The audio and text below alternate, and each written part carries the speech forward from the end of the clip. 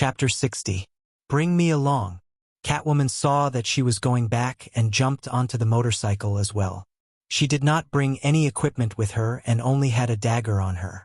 That dagger might be a little lethal against normal people, but it could only be used as a toothpick against that atavistic crocodile. We'll be back soon.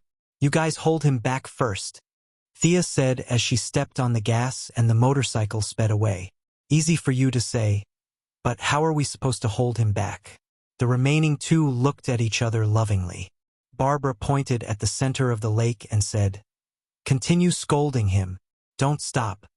Robin wanted to say, "Why don't you scold him instead?" Scold him?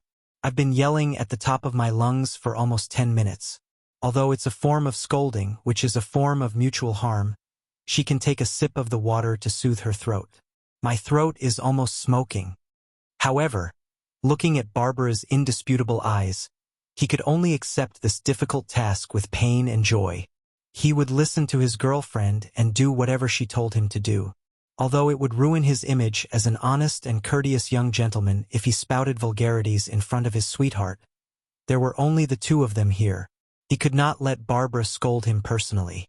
A man should be more ruthless to himself. Come on. He opened the collar of his tight-fitting combat suit. He usually did not feel like there was a problem, but after 10 minutes of yelling, he noticed it.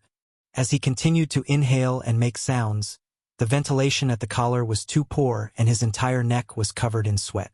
Babla was elated when she saw that her boyfriend had obediently stepped forward to scold her. She felt that she still had some tricks up her sleeves. Although her mother had long run away, and her close friends were infinitely close to zero, she was still self-taught in the art of taming her husband, right? But after listening for 2 minutes, she realized that something was wrong. In the past, Robin was a taciturn person who wouldn't say a word even if hit 3 times with a stick. When he spoke, he would say things like, "Batman is right" or "Barbara is right." Today, in just a few minutes of scolding, his words were tricky and vicious. It was really an eye-opener. What's more, he didn't repeat a single one of his vicious sentences. How was this possible? Barbara's gaze became even sharper. Could it be that he had found a little vixen behind her back? At the thought that he might be having an affair, Barbara couldn't care less about Robin's strong aura. She grabbed his collar and asked, "Who taught you these words? Where is she?" As long as Robin mentioned a location in the next second, she would immediately rush over. She would push aside the future of the people of Gotham. If she wasn't happy, what was the use of the happiness of the people of Gotham? "Ah, who taught you that?" "Oh, it's Miss Smokey." Robin was stunned by the question. He didn't understand what she meant. He racked his brain but still couldn't figure out the logical relationship. He could only answer honestly. After that, he pointed to the headset he was wearing. "Felicity." Barbara hurriedly took out her earpiece and put it on. Before she came out, Felicity had specially handed her one, saying that it was convenient for communication. She didn't have a good impression of the duo from Star City, so she didn't wear it. The earpiece was quickly connected. "Welcome, Barbara, to our chat room. I'll talk to you later. We still have important matters to attend to. Robin, please continue." The voice in the earpiece was very clear. She could hear Felicity hurriedly greeting Robin and began their important matters. She would say something in the earpiece, and Robin would repeat it with the human speaker outside.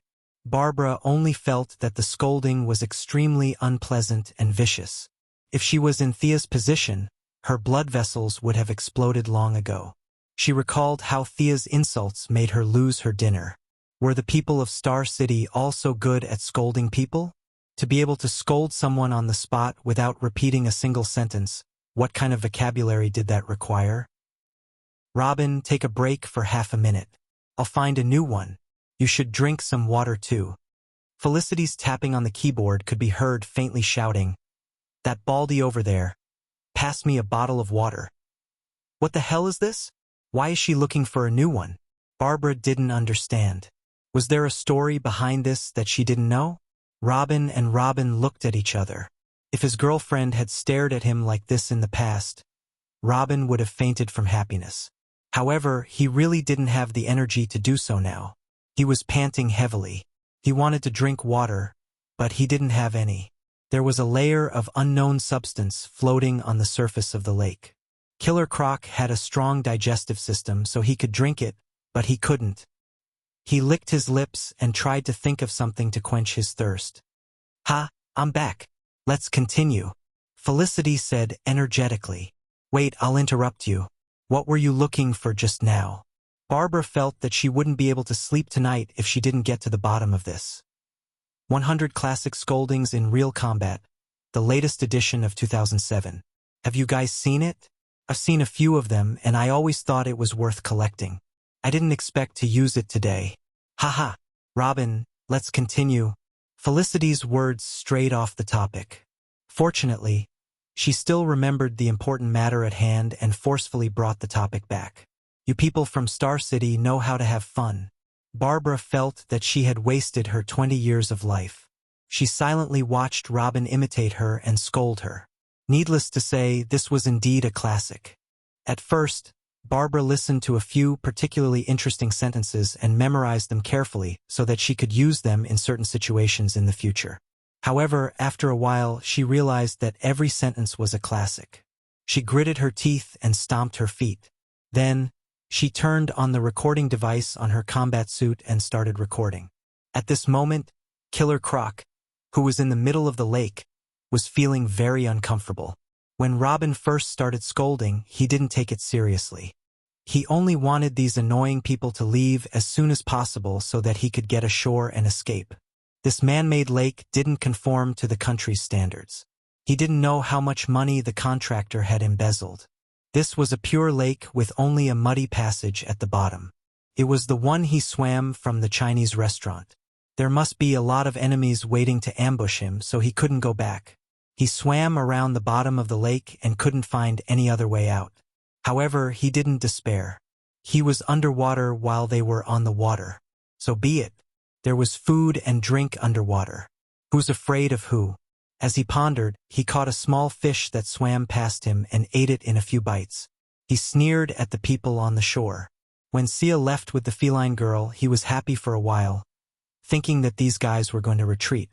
But soon, he found that the young man who had thrown him to the ground had come to the lakeside again and was cursing at him with his cheeks puffed up.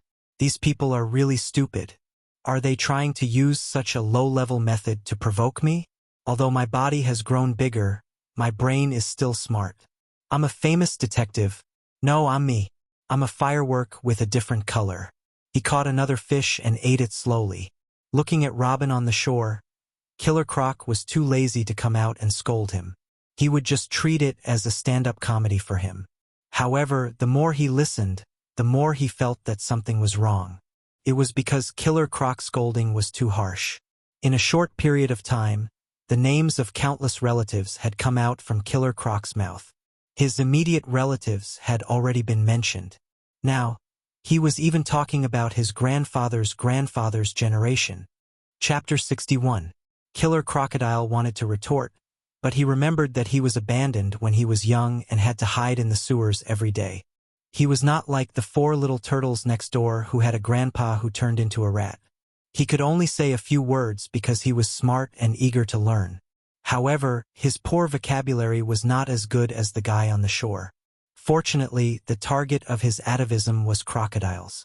These reptiles were naturally cold-blooded, which meant that their blood circulation was slower and they were not easily angered.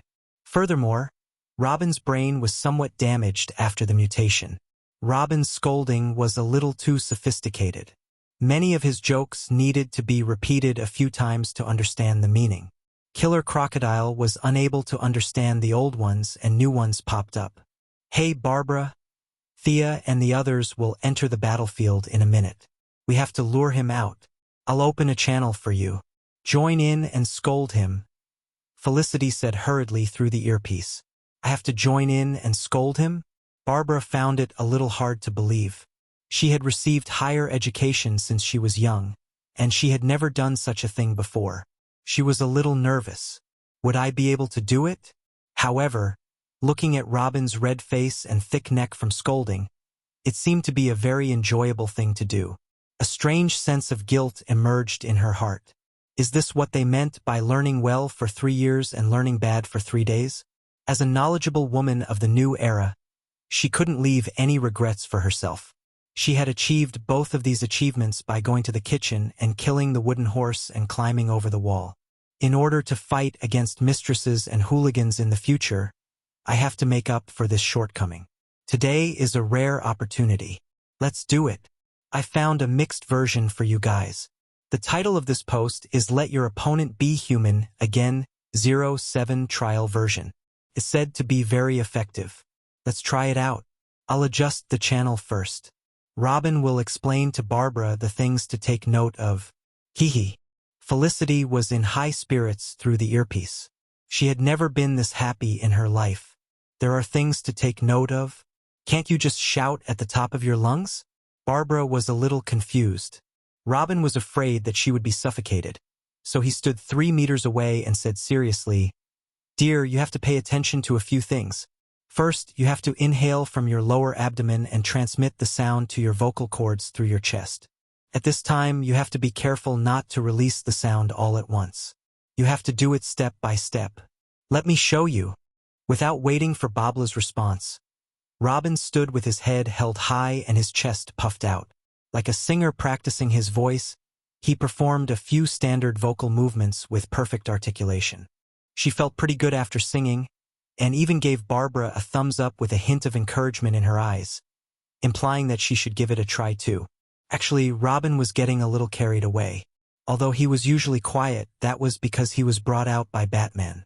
Master Bruce had never smiled ever since his parents died. If you saw him grinning from ear to ear, it meant that he was definitely under the Joker's control. Everyone could restart the Holy Grail War. No, it was the Cloak War. Today, after being guided by Felicity, the young man's blood that was usually suppressed was stimulated. He felt that he was too happy to scold.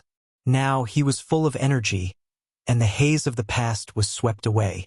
Looking at her boyfriend who was full of sunshine and fighting spirit, Babla could not help but think, is this still my Robin?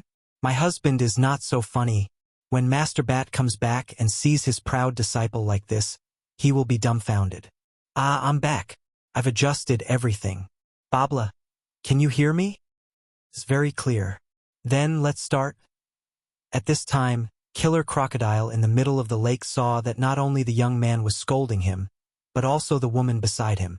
Are they going to team up to scold me? Humph. My blood circulation is slow, so I'm not angry.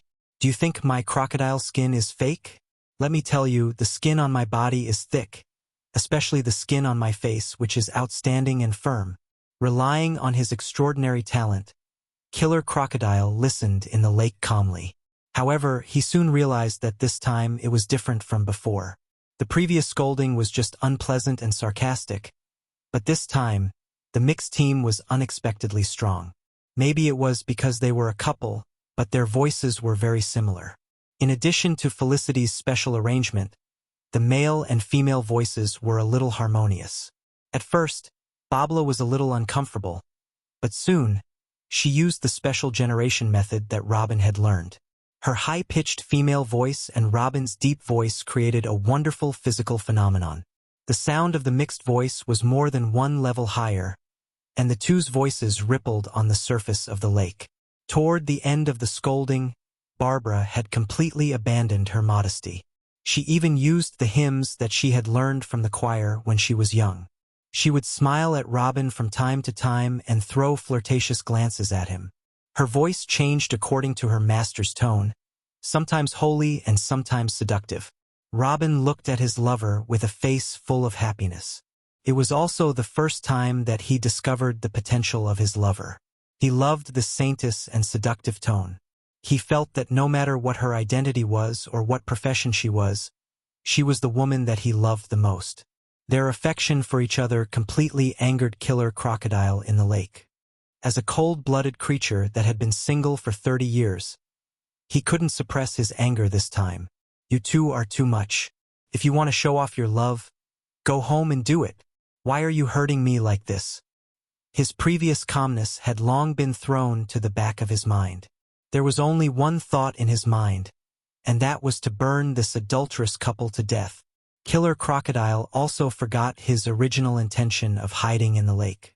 In order to increase his momentum and suppress their decadent voices, he shouted "Kill!" and rushed out of the lake. This was a clip from a web novel that he had read in the sewers when he was young. It was said to be a translation from the distant Eastern world. In the book, whenever the protagonist was bullied or surrounded, he would shout "Kill!" and then his strength would increase exponentially.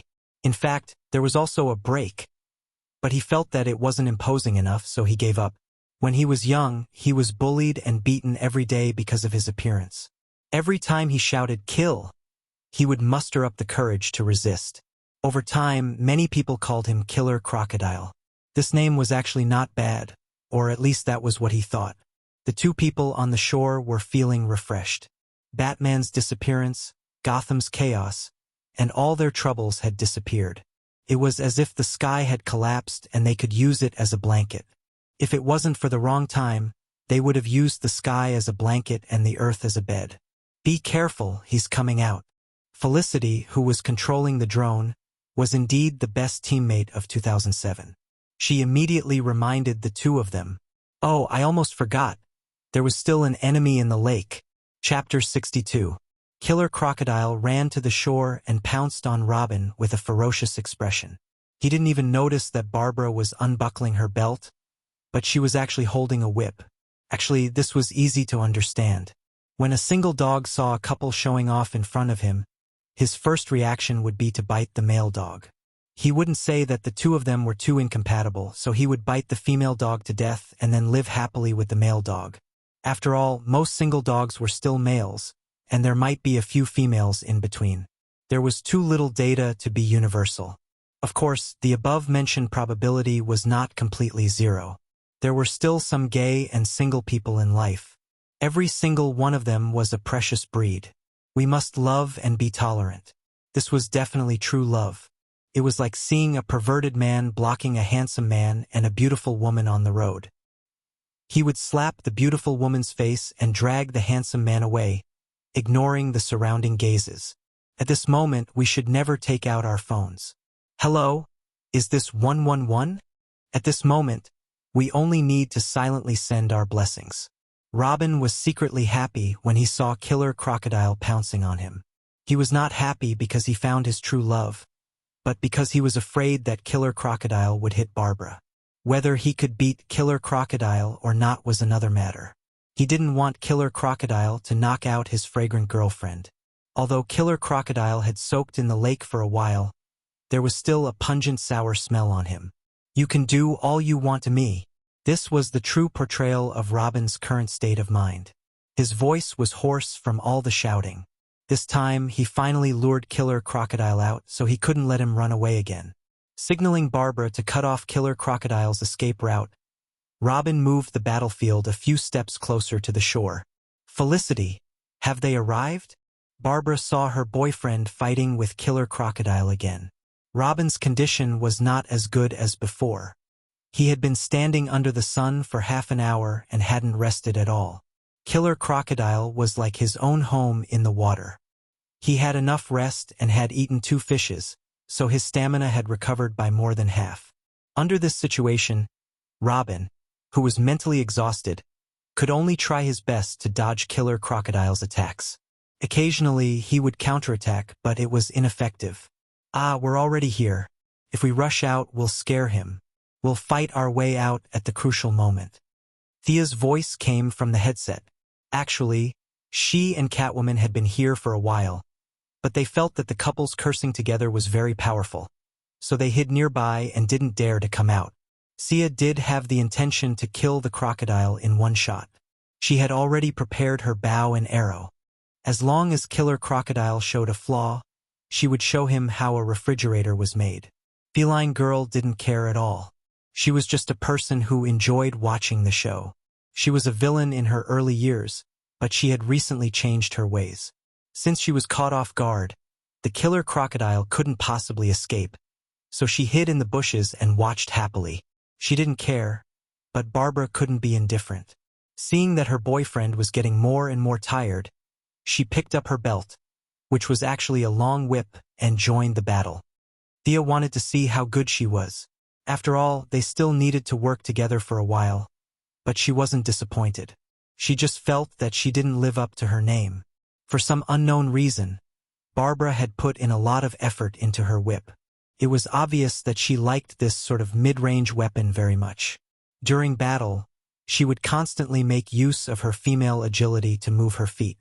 This sort of fighting method was a little too tricky, but it wouldn't be a problem for her to use it against normal people or small monsters.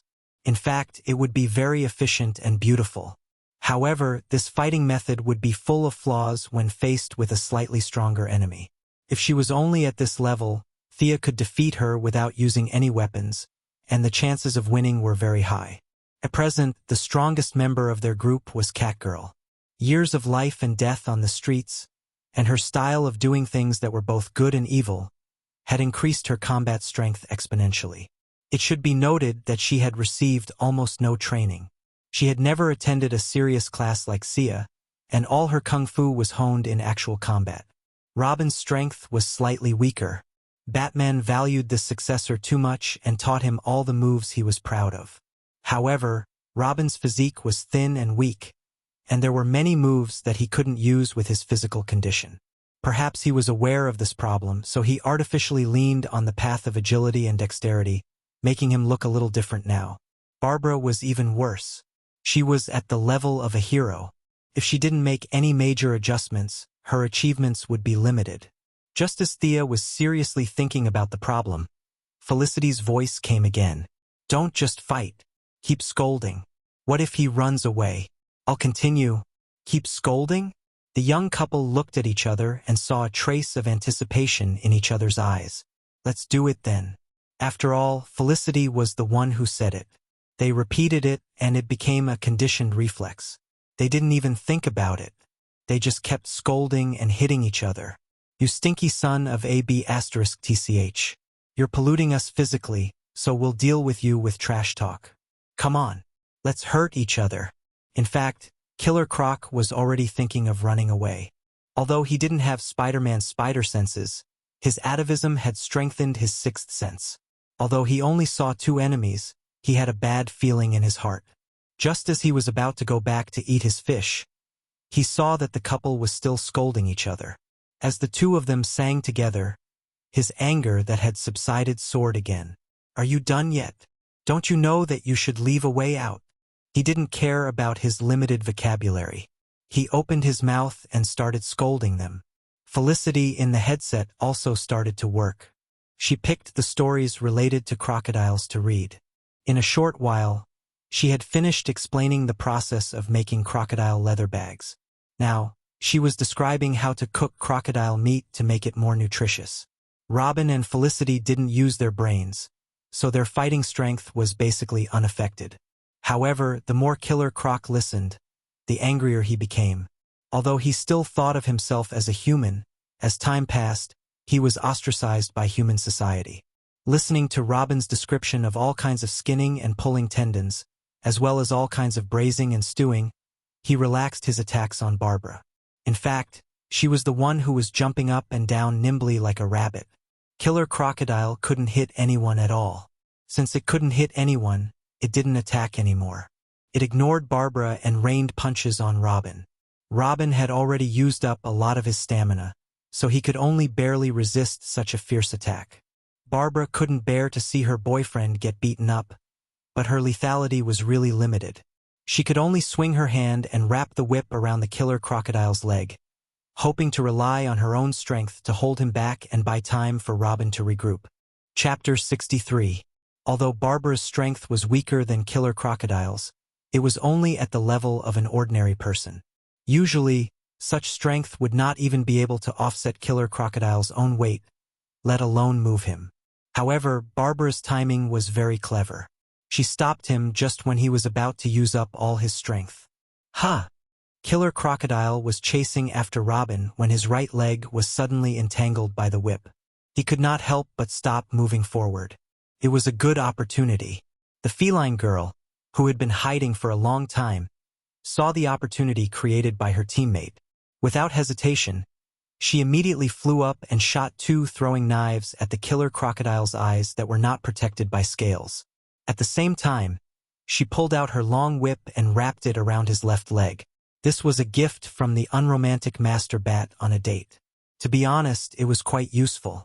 Robin had been hit by killer crocodile's barrage of punches many times. Although he had protected his vital parts, his whole body was still sore. This guy was too strong. The protective suit only provided a certain amount of protection, and the bruises on his body were inevitable. Seeing that his two teammates had restrained the enemy's movements, he did not dare to slack off. He knew that the two worked so hard to subdue Killer Crocodile because they wanted to save their reputation in front of outsiders. As the only man in the team, he could not lose to the girls. He took a step, ran behind Killer Crocodile and punched him in the neck. His team's motto was not to kill, and he had no intention of changing his allegiance. Although he did not understand how much this guy could contribute to society, he still had to abide by the rules of the Batgate. Being able to knock the enemy out was a very perfect ending in Robin's opinion. A normal person would indeed faint if they were hit in the neck. This scene often appeared in movies and TV shows. The protagonist or the villain would throw the person into a small dark room, then hide behind the door and hit the target lightly. It was somewhat artistic, but the principle was correct. People who were familiar with the structure of the human body and had been trained could do it. Robin was naturally trained, and he was very confident in his skills. However, he did not expect that this confident punch would have an unexpected effect. Was Killer Crocodile a normal person?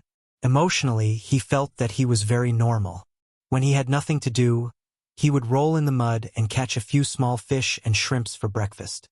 Was this life not normal? He had seen many women smearing mud on their faces. It was said to be called seaweed mud or something. He heard that it was quite expensive. That was nonsense. He saw that the mud was no different from the sewage in his house. Another time, he hid far away and saw some very short yellow-skinned people from the Foot Basin country eating a raw fish. After eating, they were even singing and dancing in celebration. Why were they so happy? Could it be that they don't usually eat raw fish? That must be it. Killer Crocodile felt that these people were not doing as well as him. Seeing how pitiful they were, he even threw a few fishes down. He wondered if they had eaten them. Through constant contact with human society, Killer Crocodile did not feel that there was anything wrong with his lifestyle. Other than looking different from them, there was no difference. This made him feel that there was nothing wrong with him. But was that really the case? There were many people in Arkham who claimed that they were not crazy. The truth was that these people were crazy. The more they said that, the more serious and incurable their condition was. On the other hand, those who quietly pondered over the patrolling pattern were the ones who were not crazy. Killer Crocodile was one of these people who claimed that he was still human, but in reality, he was not. Physiologically speaking, the genetic difference between him and a human was as big as two streets. If he did not stop his current degeneration, theoretically speaking, he would become a humanoid crocodile who only knew how to kill in 20 years. Of course, all of this was still far away. Killer Crocodile did not care about what would happen in the future. First, he needed to get out of this crisis. His legs were tied up by the two girls. Robin had already circled behind him. He gathered all his strength and punched the back of his neck. Ah!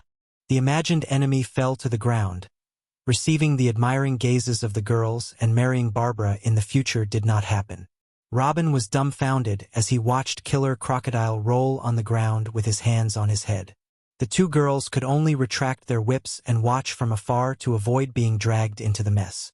No matter how he looked at it, it didn't look like he was going to faint. Could it be that his martial arts had regressed so much that he missed such a simple punch? Robin's face was a little ugly. Killer Crocodile's face was even uglier than him.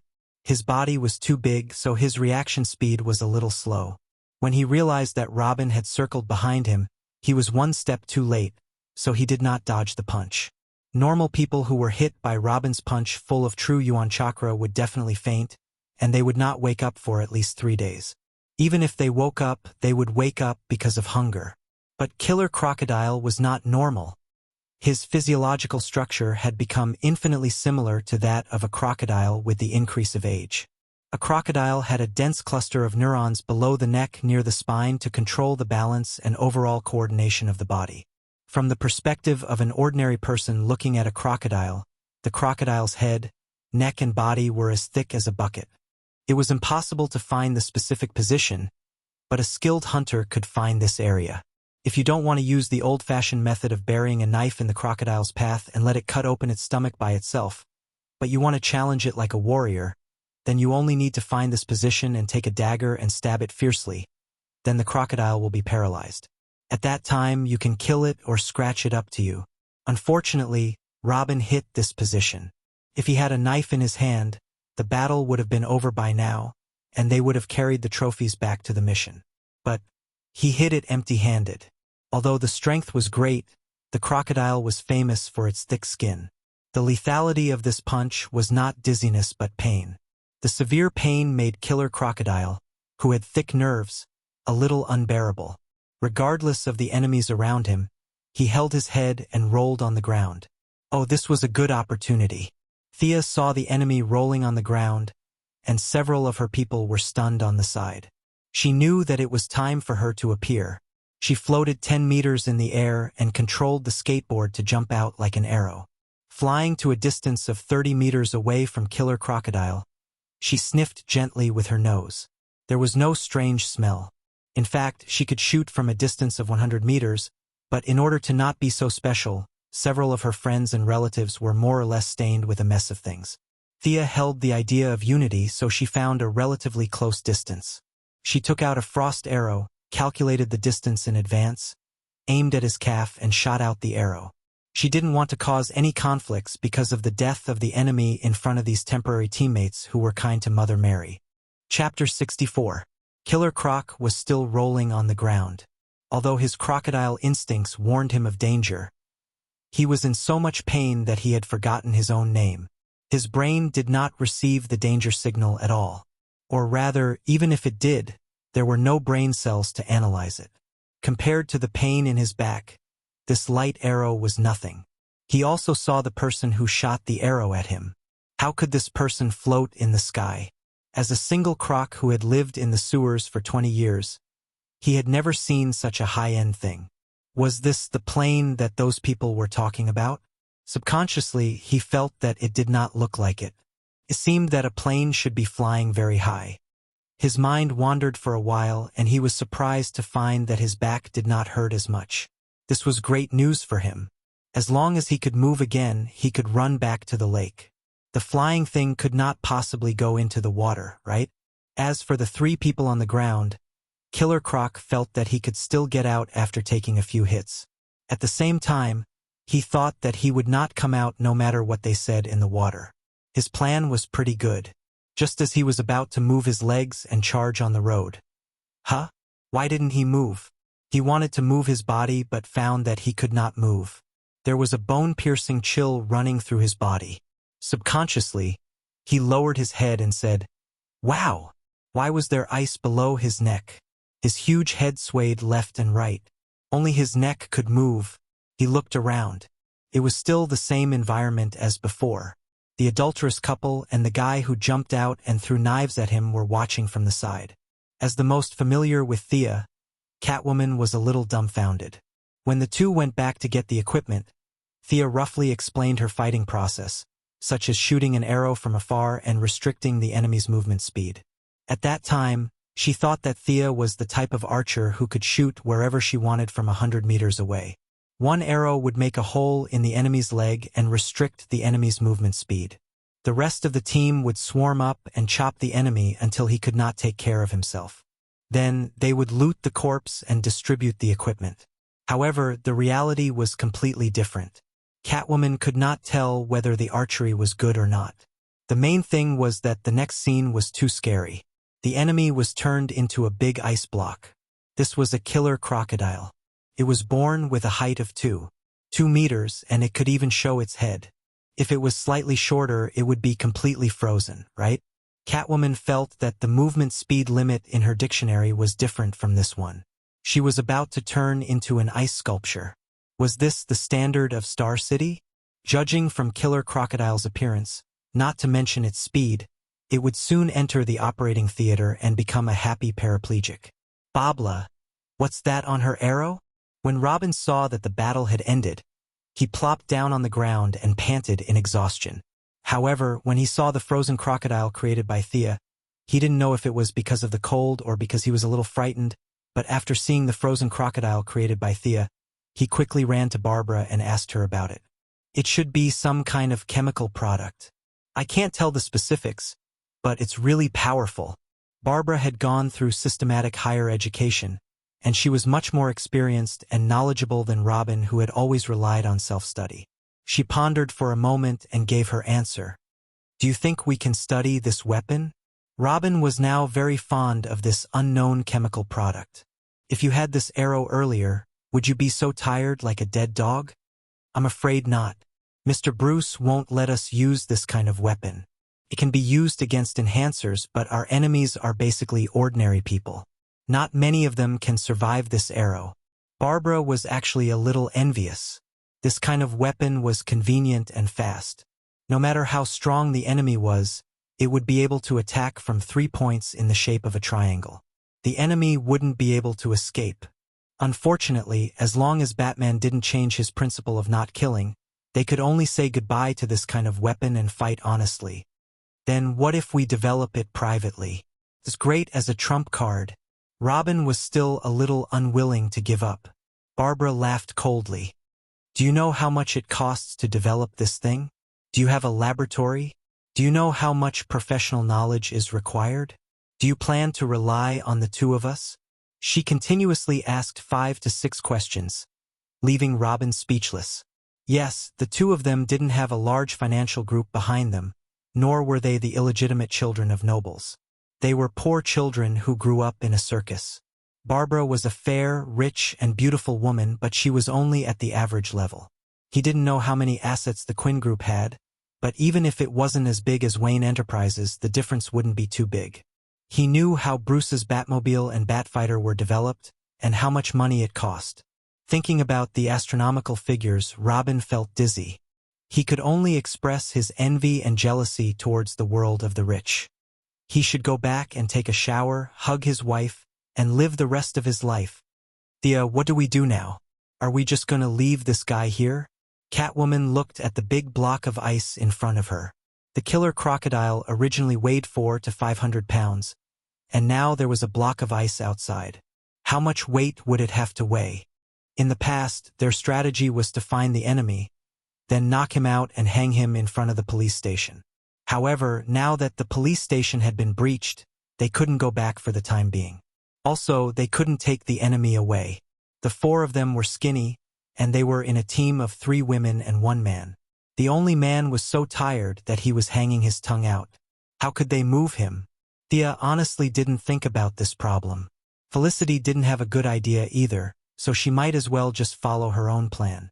You guys get out of the way. I'll give him another arrow to strengthen it, and we'll leave him here. Thea pointed at Robin and Barbara, who were observing from a close distance. You're not going to kill him, are you? He's freezing to death. Barbara pointed at the ice sculpture and said, That's right, the killer crocodile's big head that was originally looking left and right had no strength to turn around. Its yellowish eyes looked helplessly into the distance, and the sharp teeth in its mouth made a clicking sound from time to time. It's okay, he won't die. Get out of the way. Thea didn't understand their strange principle. If he died, he died. If they didn't mention it, who would know? So what if they knew? This guy had degenerated to this extent. Was he still a human in the traditional sense? Was this guy protected by the law? Did he pay insurance and housing? Even if Batman jumped out now, Thea could still make him speechless. Besides, Thea didn't think that he would die from the cold. Didn't you see that Captain America was frozen for 70 years? After defrosting, he was still alive and kicking. This guy's physique was quite strong. Plus, crocodiles were naturally resistant to cold, so he wouldn't freeze to death for a while. Of course, some muscle atrophy and nerve paralysis were not within her scope of consideration. Chapter 65. Previously, She aimed at the calf, but this time she didn't need to aim. She shot another arrow towards the upper part of the ice. This was all money. She hadn't found a fat sheep that could reimburse her. She could only hope that Master Bruce would come back soon. She really couldn't afford it. The 3 members of the Bat's family and friends didn't know what she was thinking. They only saw a flash of white light, and the humanoid killer crocodile was completely gone. An irregular 3 meters high and 5 meters wide ice block was hovering where the enemy was supposed to be. They could only vaguely see a vague figure inside the transparent part of the ice block. Several people took a long breath. Perhaps it was because of the cold. After all, after 2 shots, the surrounding heat had been completely absorbed. In theory, it could cause liquid nitrogen to be more than 100 degrees below zero. After a chemical reaction, the loss of energy through the air could not reach the necessary threshold, but it could still be maintained around -50 degrees below zero.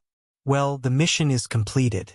I'll go first, Thea said to them with a relaxed face. She was ready to turn around and leave because she was afraid that they would ask her to take them back. It was okay to take Catwoman with her. The 2 of them had flown back and forth several times. If Catwoman asked, she would not object, but Robin and Barbara were a bit difficult. The 2 of them had fought with Killer Crocodile for a long time, and the smell on their bodies was really not good. For Barbara, she might be able to tolerate it. For the sake of being sisters of the same class, she could still take her back. But Robin's smell was unbearable. If they asked for help, she would feel uncomfortable whether she agreed or refused. So, she didn't give them a chance to speak. She had to run first. You come down first. Let's have a meeting to discuss. Catwoman hurriedly pulled her back. Seeing that she couldn't run, Thea could only obediently get off the skateboard. She was pulled by several people to find an open space far away from the ice block to have this on-the-spot meeting. Shouldn't we go a little further? Will he hear us? Robin pointed to the ice block wrapped around Killer Crocodile and asked several people. Because he didn't understand the principle, he focused on Thea. He's unconscious. He can't hear us. Don't worry. Barbara didn't even wait for Thea's reply. She rebutted her boyfriend's stupid question with a few sentences. At the same time, she thought to herself, your basic knowledge is too lacking. I must enroll my boyfriend in an adult tuition class so that he can learn. If he can get a degree, it will look better when they get married. Although Babla ended the topic abruptly, Sia still nodded. Babla is right. He should be unconscious now. With a thick layer of ice, he can't hear anything. Robin was a little embarrassed. He felt that since everyone here was a woman, he should have shown more of his abilities. However, his poor performance could only be said to be contrary to his wishes. He smiled embarrassedly. Seeing that he didn't speak, the women didn't want to continue talking. Although they were discussing, they didn't have a good way to deal with this ice cube. The 3 members of the Bat family subconsciously looked at Thea, implying that this was her fault. She had to get rid of it even if she had to cry. Thea was also a little troubled. She and Felicity had considered the power and duration of the ice cube. At most, they considered the cost. She really didn't think about how to deal with the ice cube. Felicity, do you have any ideas? At this time, she could only ask her friend for help. There was a silence from the earpiece. Let's go find Chief Gordon and discuss it together. At this critical moment, Catwoman finally came up with a reasonable suggestion. In fact, she didn't have any ideas herself. This was a sign that she took the initiative to shift the blame. The others felt that this was a good idea and agreed. Things like having an elder at home was like having a treasure. They had to make use of the subjective initiative of an old comrade. These were all excuses for their lack of ideas. Wait here, I'll call him. The 4 heard the busy tone from the earpiece and knew that Felicity had gone to call for Gordon. However, they couldn't just stay here and do nothing. Miss Thea, are you interested in sparring with me? Babla suggested excitedly. Their reactions were different. Catwoman had the mentality of watching a good show. Robin was a little worried about his girlfriend, and Thea was purely annoyed. She was ready to find a grass patch to sleep. After all, her schedule had been to sleep during the day and fight monsters at night. After being forced to come to Gotham, Her biological clock hadn't adjusted yet. However, looking at Babla's confident expression, she couldn't be bothered to talk nonsense with her. If she used a weapon, she would definitely be bullying her. She threw away her bow and arrow and waved at her. "Come on." Seeing that she threw away her bow and arrow, both Babla and Robin, who were prepared to challenge her, secretly heaved a sigh of relief. Couldn't be helped. Thea's high-tech arrows were almost invincible against ordinary people. Not to mention them, even Miss Shiva would be at a disadvantage if she wasn't prepared. After all, this was an era of technology, not martial arts. However, as Catwoman who had fought countless times, she could only smile when she saw the relaxed expressions of her two teammates after Thea threw away her weapon, indicating that she would just watch quietly and not say anything. Since her opponent had given up such an advantageous weapon, Babla also threw away her belt. No, it was the whip that was disguised as a belt. During the initial battle, Thea wasn't around and didn't see where she took out the whip. Thus, when she suddenly saw her opponent taking off her belt, she was shocked and almost shouted that she admitted defeat. In her heart, she felt that Thea was deliberately mystifying things. Couldn't you wrap the whip around your arm or your thigh? Wouldn't anything work? It would be too easy to create ambiguity if you tied it around your waist to hold a weapon. As a woman, she was already surprised. What if her opponent was a man? Or the kind that had been single for 50 years? Once he saw that you had a combat strength of 5 after taking off your belt, he would immediately transform into a werewolf. His combat strength would be over 100. Thinking about it, she felt that it was dangerous. She wanted to persuade her. "Lady, you have to respect yourself. The world of adults is still very dangerous." However, thinking that their friendship hadn't reached that level, she wouldn't listen even if she did, so she could only give up. When she realized that it was a false alarm, Thea's original tiredness was also scared away. She had originally planned to deal with it to kill time, but since Thea was so determined, she had no choice but to fulfill her wish since she had already taken off her belt. The two walked into the arena empty-handed and guarded against each other. No one wanted to make the first move. Babla motioned for Thea to attack first, which made her feel a little amused. "Thea was already inferior to me, and you're giving me the first move? I hope you won't lose too badly. Be careful." After giving a reminder, Thea attacked first. She used a Wing Chun fist technique to directly hit her opponent's face. Babla used a judo technique in an attempt to grab her opponent's arm in preparation for the next throw. Chapter 66. However, Thea also knew judo, so how could she be caught so easily? Wing Chun was known for its tight defense. She spread her arms outwards, blocking Barbara's arms, and went straight for her middle. Although Barbara had never seen this kind of fighting style before, she reacted quickly and immediately changed to kickboxing. She used a series of intensive attacks to recover the situation. However, from the beginning of the fight, it became a one-sided fierce attack. Although the fight seemed intense, she did not have any advantage. The two had been fighting for less than a minute, and Sia had already roughly figured out her martial arts routine. It was a bit of an exaggeration to say that she was weak in close combat. She could see that she had put in a lot of effort to practice, but she was lacking in moves. She only used karate, judo, and kickboxing. These kinds of moves were really effective against ordinary people. However, Thea, who could fight with Madame Shiva for a while, was a little problematic. First of all, there was a problem with the moves. These moves would be very disadvantageous when used against enemies who were larger than oneself. Just like the killer crocodile just now, if you used a throwing technique, you would definitely die miserably. Regarding this point, Robin deeply understood. It was only because they were both women and had similar strength and physique that they were able to fight back and forth for a few rounds. Secondly, she did not have much experience in barehanded fighting, and it consumed a lot of energy. Perhaps in the past, when she was using a whip, she did not need to move so frequently. However, now that she was facing Thea's strong attacks, she could only exhaust a lot of energy to avoid Thea's close combat and try to open up the distance between them. Lastly, and also the most important problem, she had never seen Wing Chun before. It was reasonable to say that Batman knew this style of fighting. After all, he was known to know 127 types of martial arts. Perhaps Old Master himself had a strong physique and did not like this kind of close combat style. Naturally, he would not use it normally. If he did not use it normally, Barbara would have never seen it before. In addition, she had too little experience in fighting. Originally, she could at least hold on for 5 minutes, but now, she could not hold on for more than a minute. If this was in the past, she would have been defeated directly. Sia in 1-0 wasn't a humble person, and the concept of this world was to use as much strength as possible. If you were merciful to your enemy would be merciless to you. However, the current situation was a little special. He was fighting in an away game, and his opponent was an ally. Most importantly, this ally's father was the leader of his own faction. If he made things too ugly for her, it would easily destroy the relationship between both sides. But he couldn't admit defeat. That would be too fake.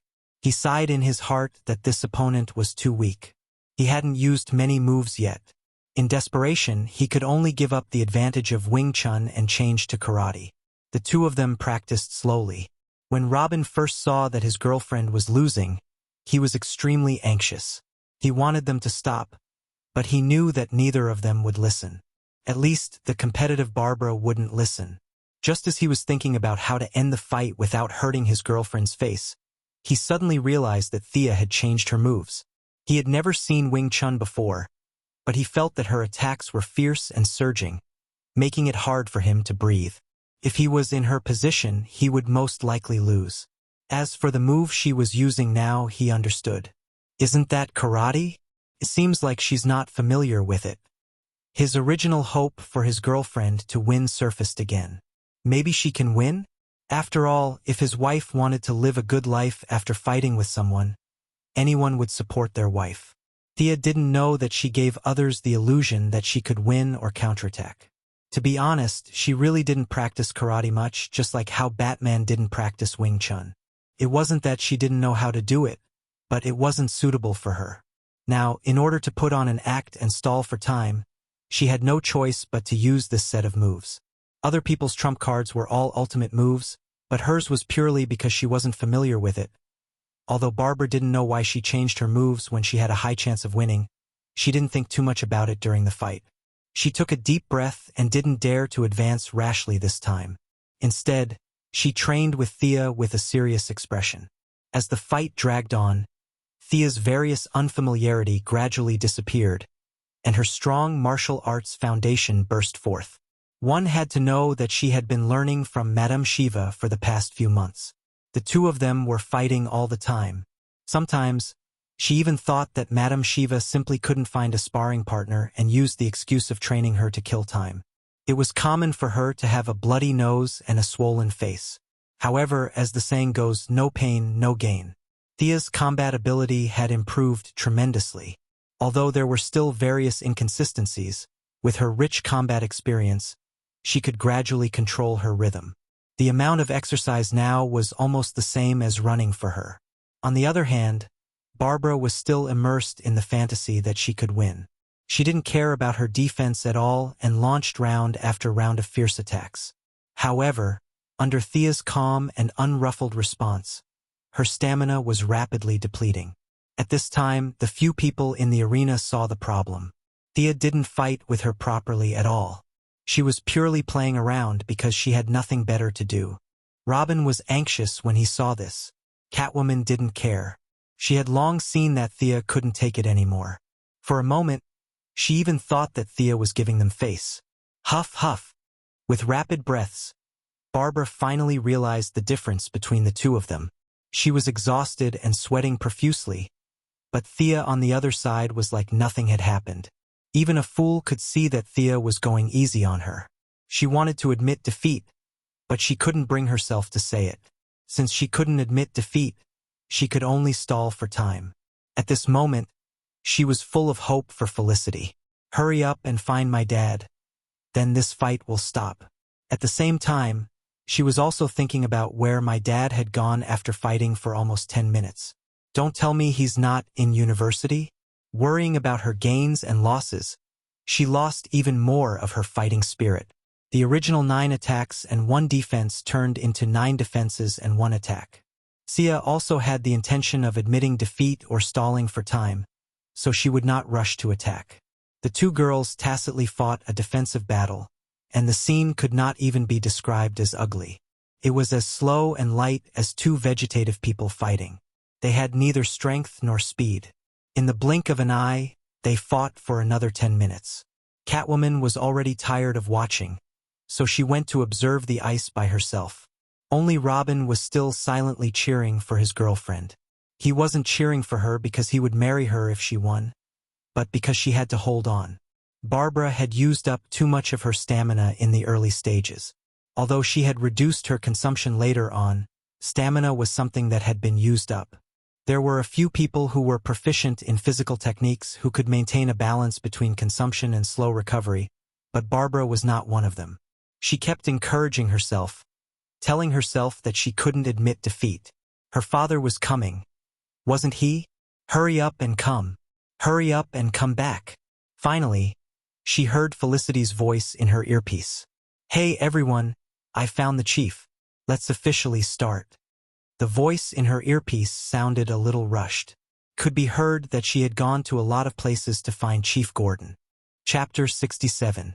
With Director Gordon's arrival, this battle between women naturally came to an end.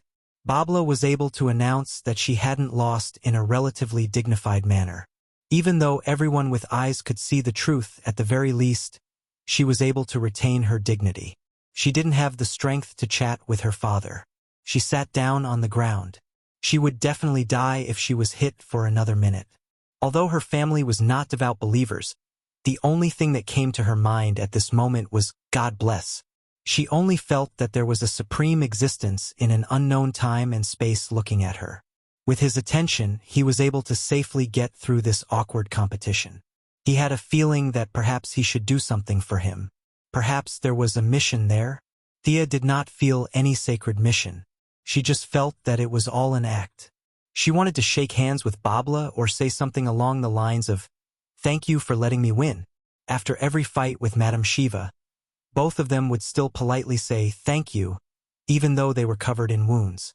But now, Babla's original ladle-like sitting posture had turned into a sprawled on the ground.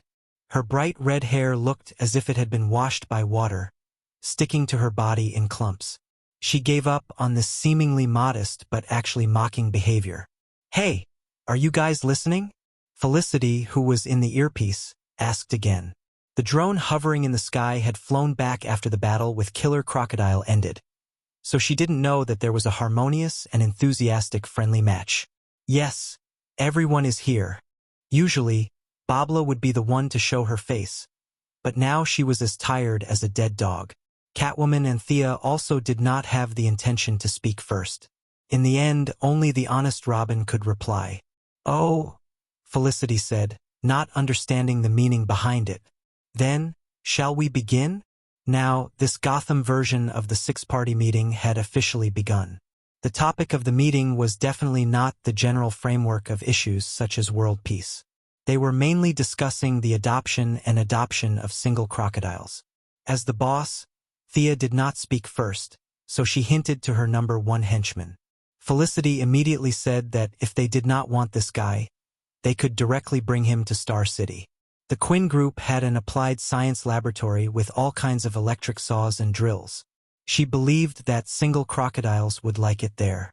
Besides, they also had 1,500 workers at home. As long as they agreed, they did not need modern machines. They could carry this guy on their shoulders or roll a wooden rope. This was not a big deal. You Gotham people, don't worry. At this time, Babla caught her breath and expressed her firm opposition to this rude request. This guy ate and drank Gotham's food and drank Gotham's food. Even if he died, he would have to die in Gotham's territory.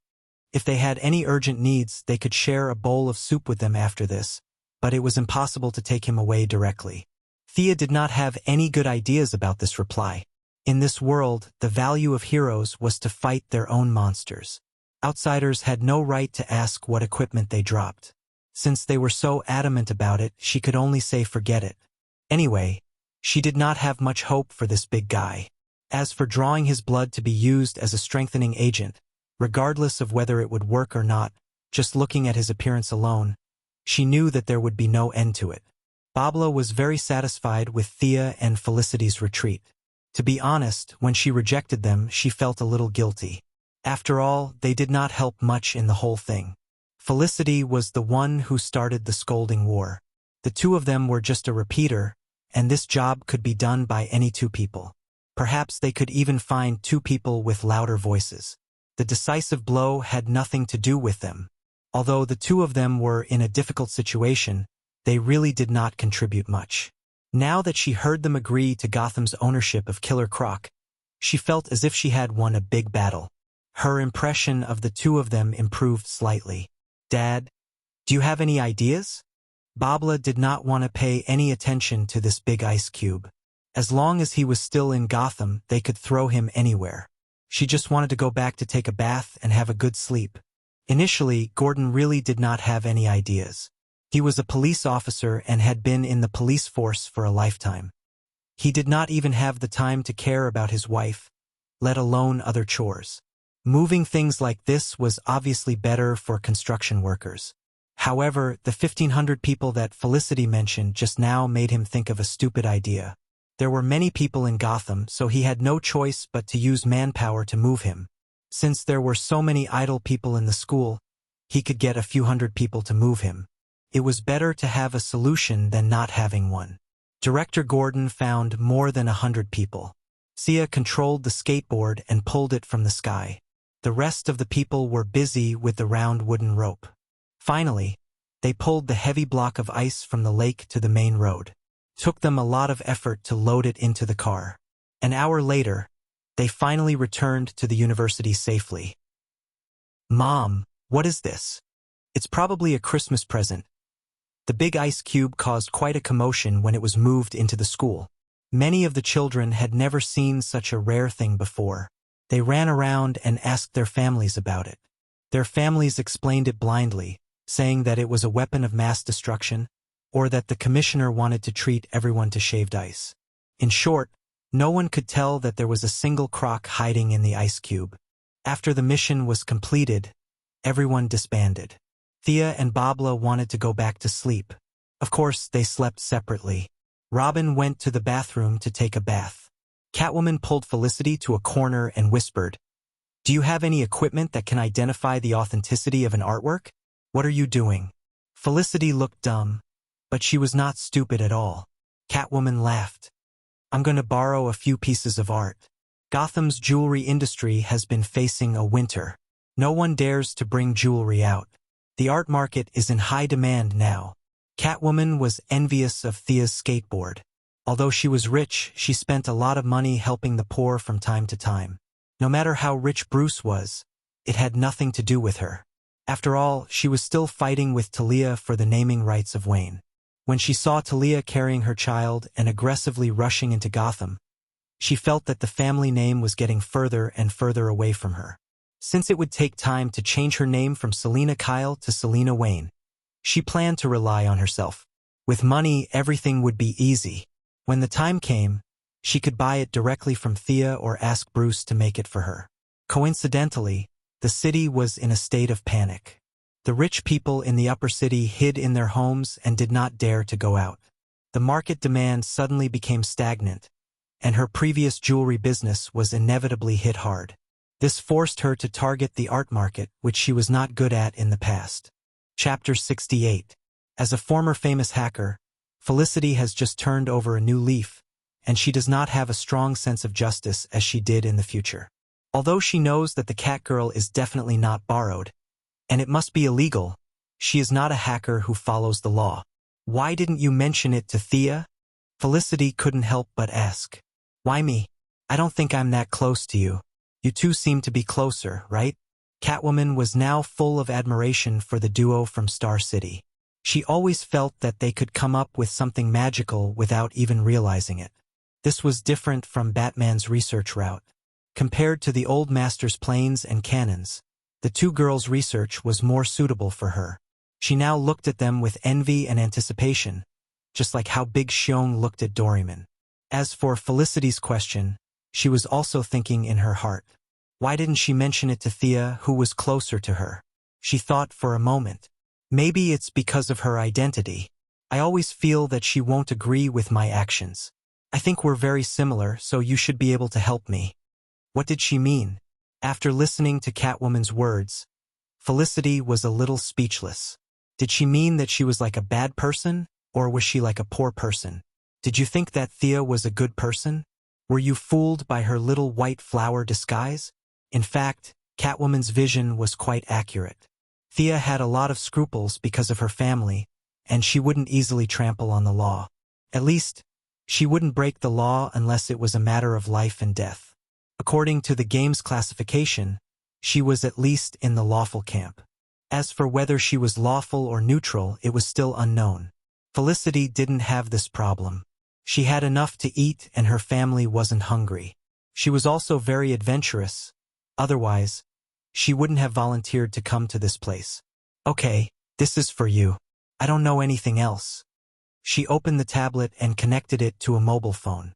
She quickly operated it, then handed the phone to Catwoman and walked away briskly. Catwoman took the phone and found that there was only one application called Art Identification 2-inch. She clicked on the application. It was a very simple program.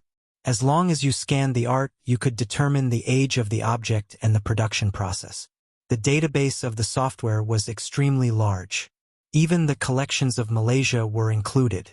Although she couldn't directly provide a proof of authenticity, this was enough. Catwoman didn't have any requirements for artwork, as long as it matched the era. Haha. Catwoman felt that Felicity wasn't being honest.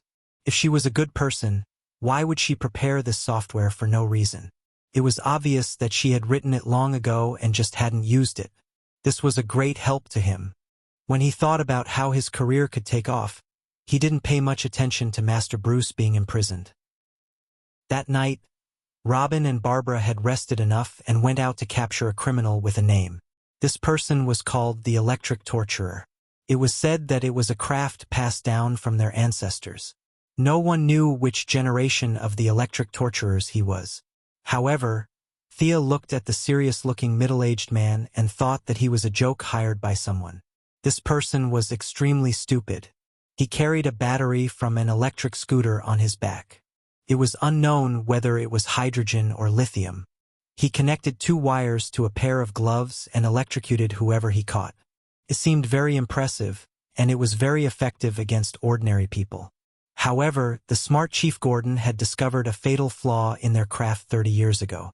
It was afraid of water. You didn't even need to prepare anything. Just walk 3 meters away, open a bottle of my dong, and pour it on the person's face. This guy would be silenced. What kind of F***king technology was this? They didn't pursue innovation. Instead, they stuck to tradition for 30 years and passed down the stupid thing to their descendants. They even went against the Gotham police station.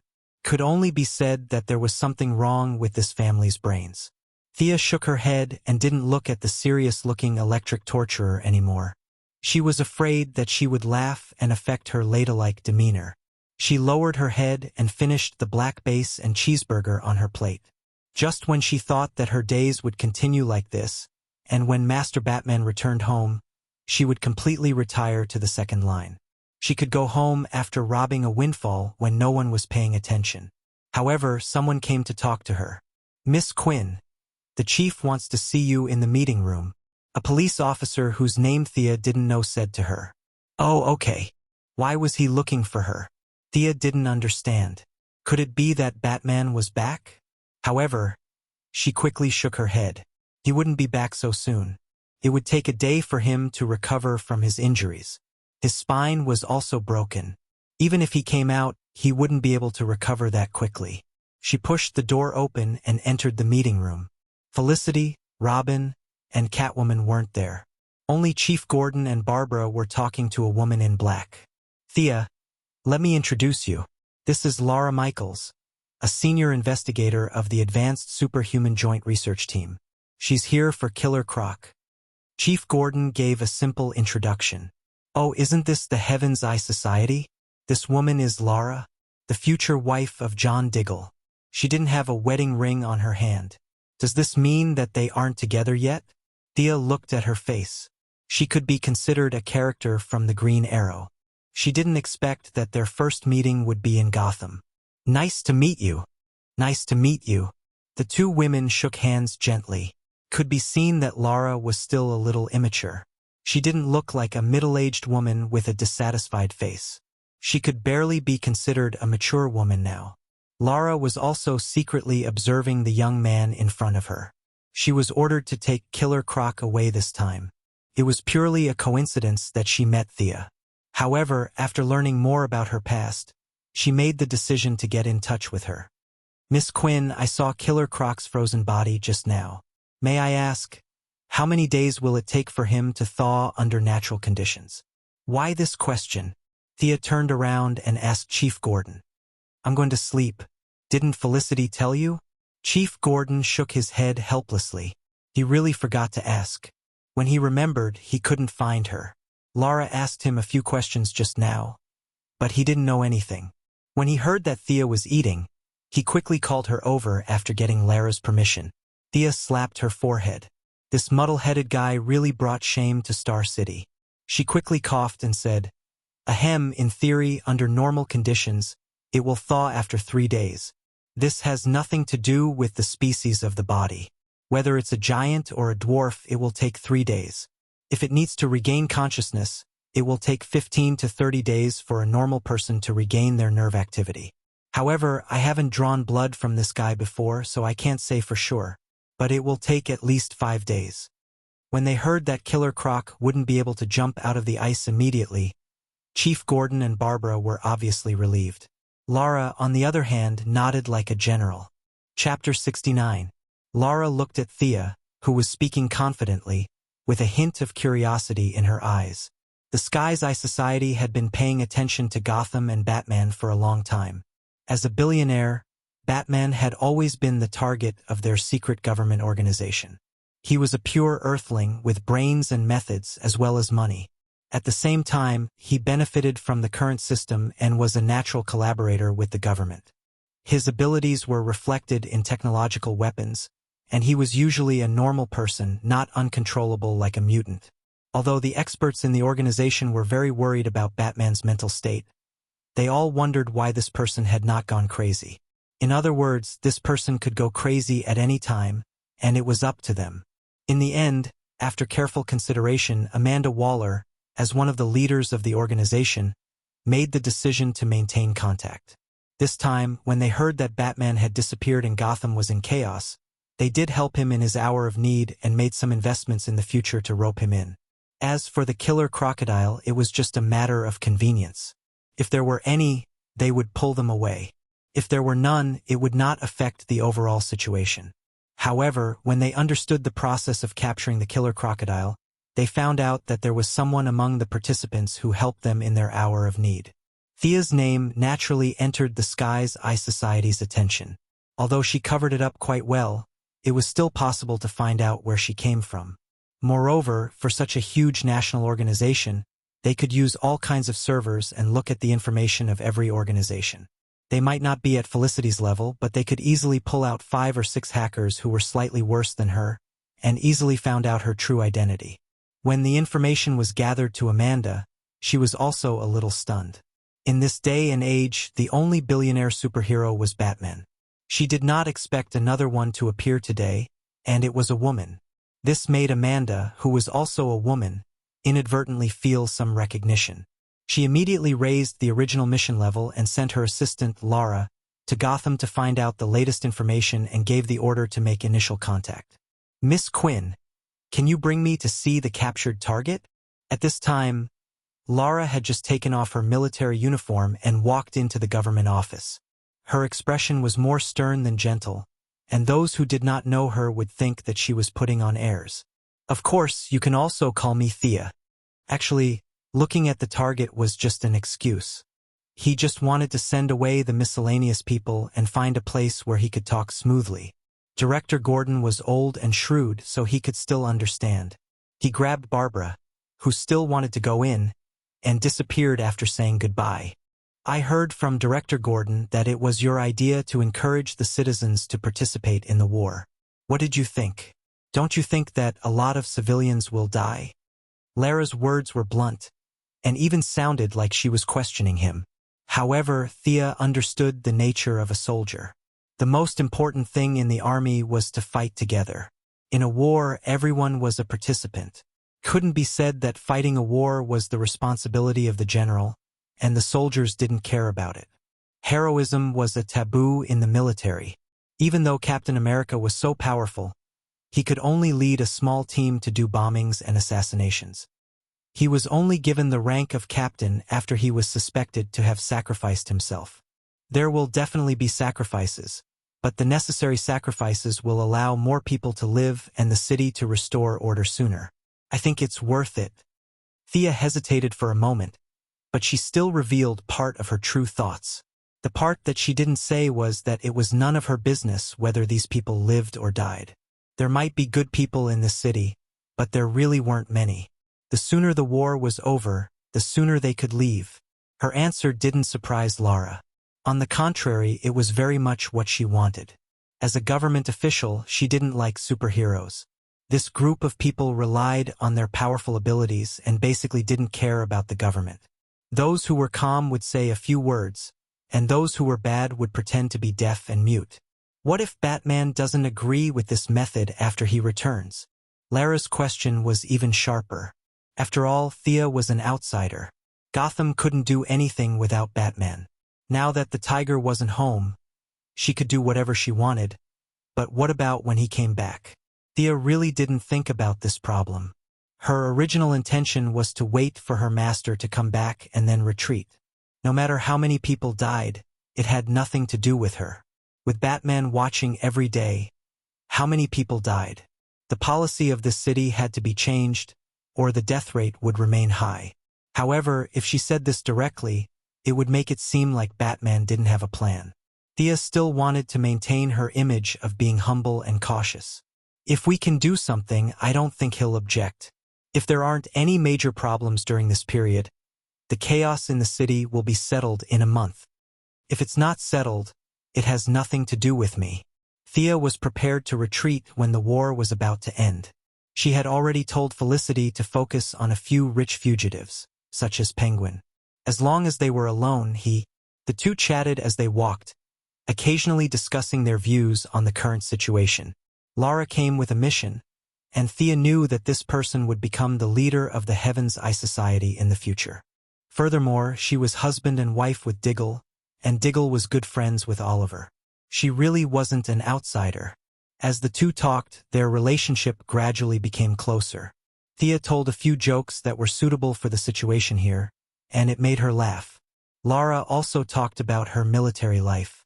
When she mentioned missiles, Thea listened carefully for a long time and felt that missiles were more and more difficult to obtain. The military's management was too strict.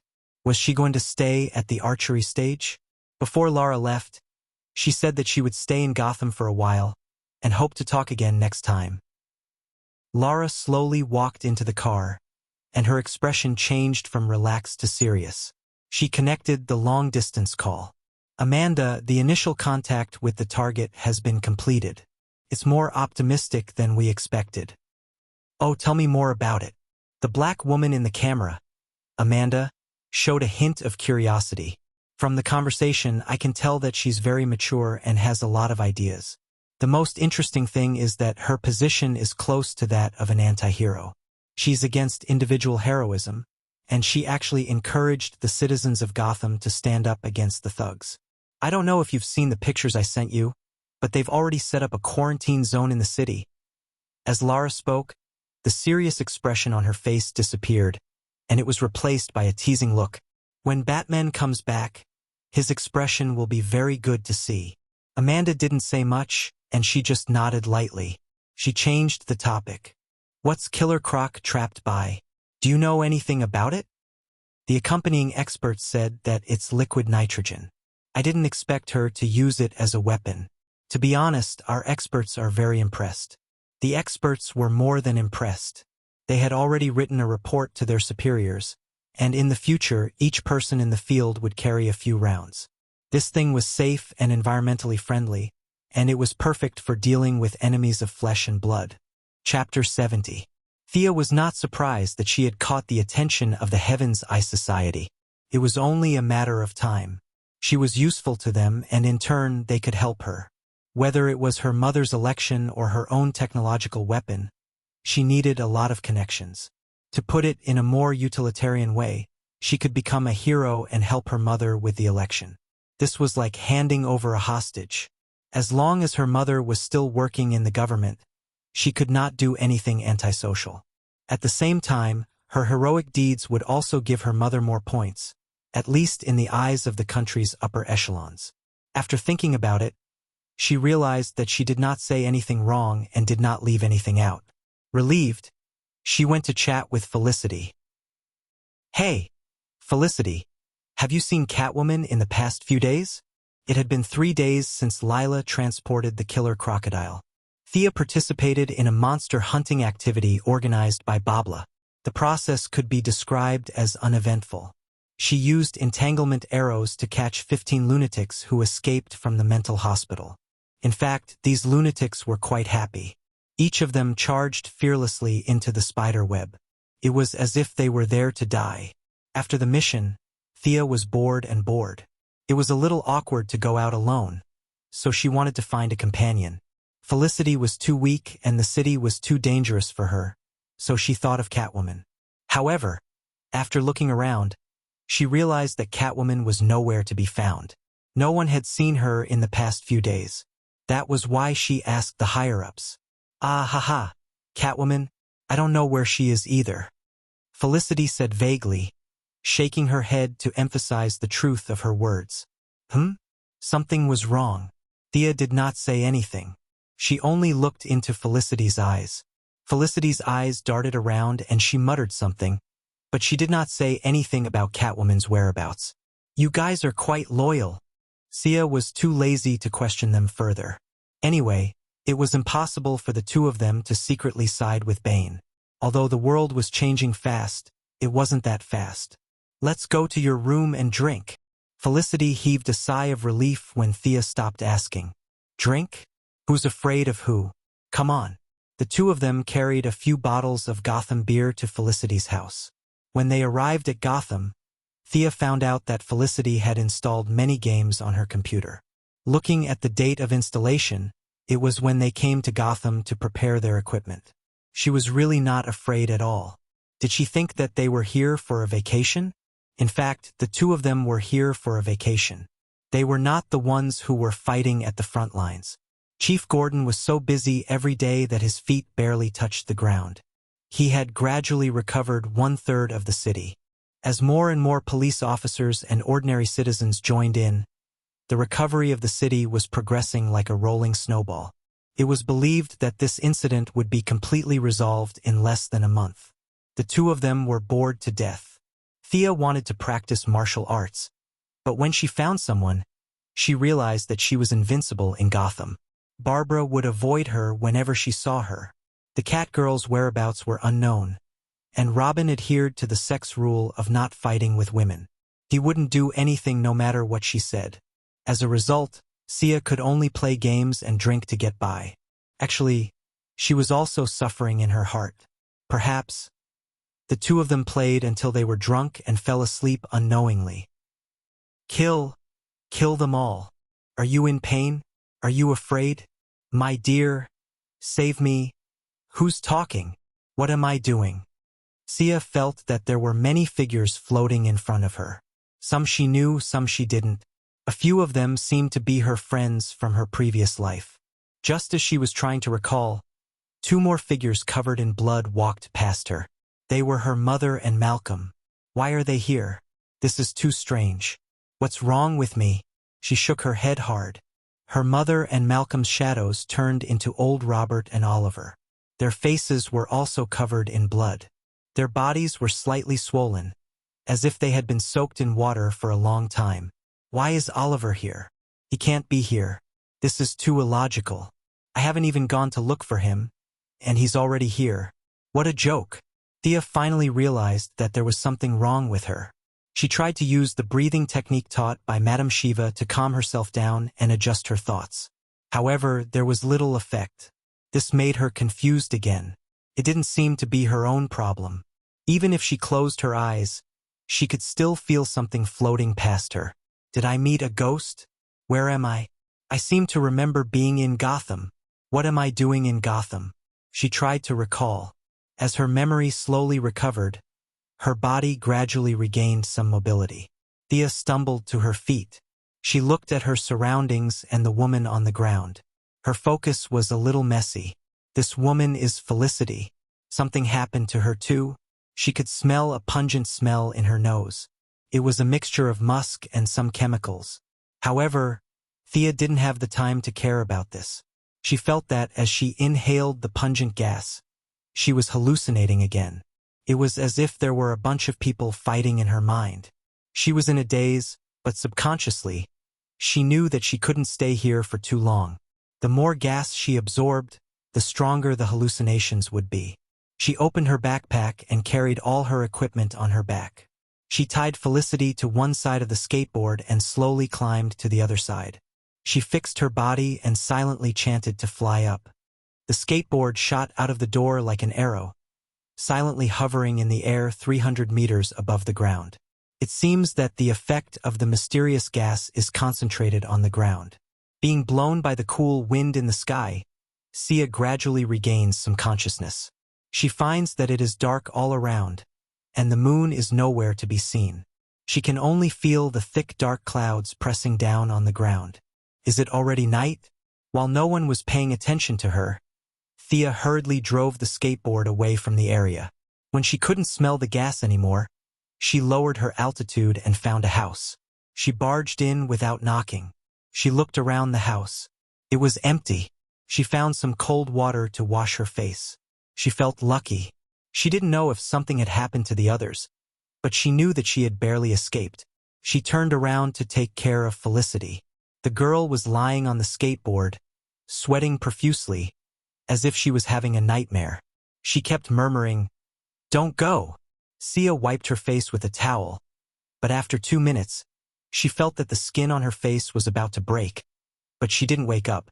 Looking at her red face, Lin Sanjiu knew that it wasn't because of shyness, but because the capillaries on her face had ruptured. Thea was a little embarrassed. It seemed that the gas was quite high-end. The traditional method of pouring cold water didn't work. Was she going to have to find an antidote? Lin Sanjiu stretched her body. Although she wasn't at her peak, she had recovered about 80%. She still had to go back. Whether it was to find an antidote or to save her companions, she had to go back. This time, she had more time. She changed her clothes, put on her glasses, and carried her bow. To prevent the damn gas, she even put on 3 layers of masks. She didn't know if they were effective or if they would come in contact with her skin, but she covered herself up tightly. She opened the door and jumped on the skateboard. Chapter 71. The cold wind in the high altitude of the night was like a knife, causing Sia's exposed skin to ache faintly. But at this time, she was no longer in the mood to pay attention to this. She still had not figured out who was behind tonight's incident.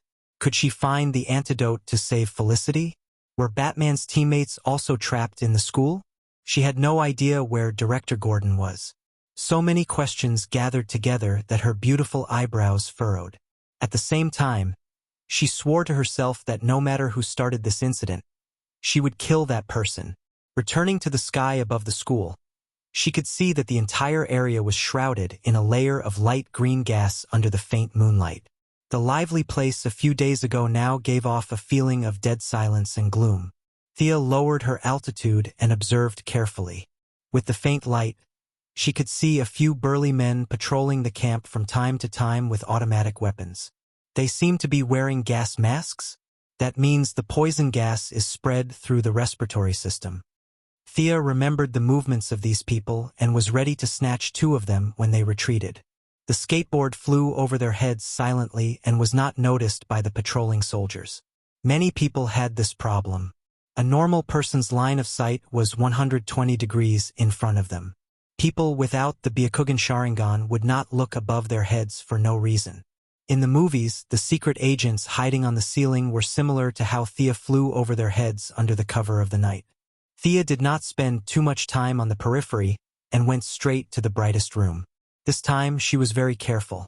She controlled the skateboard and gently floated into the room. It seemed to be a lecture hall. Sia instantly saw Chief Gordon, who had white hair and was wearing a khaki coat, in front of the classroom. The red-haired woman next to him seemed to be Barbara. The two of them were unconscious and tied to chairs back to back. Perhaps they did not realize that someone had escaped and then came back. The security was very lax. There were only 2 guards, one in the north and one in the south. The guard near Thea was cursing from time to time, and the guard a little further away was dozing off. Looking around, Thea did not find any ambush. She did not act rashly. She slowly exited the room, preparing to find the others first before rescuing them together. Not long after, she found Robin in the crowd. The young man had lost his usual vigor and was lying on the grass with a group of townsfolk. Although he was in a deep sleep, his face showed signs of shock from time to time. After circling around the camp, Thea was a little confused. Where did Catwoman go? Was she not at the camp? Let's hope she's blessed by the heavens. After counting the number of people, Catwoman wasn't around. Gordon and his daughter, Robin, and himself, the 4 of them could barely stay within the weight-bearing range of the skateboard. If there was another person, it would be hard to say if they could fly. Just as she was about to go back to rescue Gordon and his daughter, and then come out to rescue Robin, she found an unexpected figure in the crowd. Why is she here? Lara's appearance put Thea in a difficult position. She had to rescue this person, but having one more target did not mean that she could take away all of the skateboards. She could only give up one target and take away the remaining 3. Who should she choose? Thea felt that it was a little difficult for her to make a choice. They were all acquaintances, so she should rescue all of them. However, reality was cruel. She could only choose to give up on someone. There were no guards around Lara and Robin.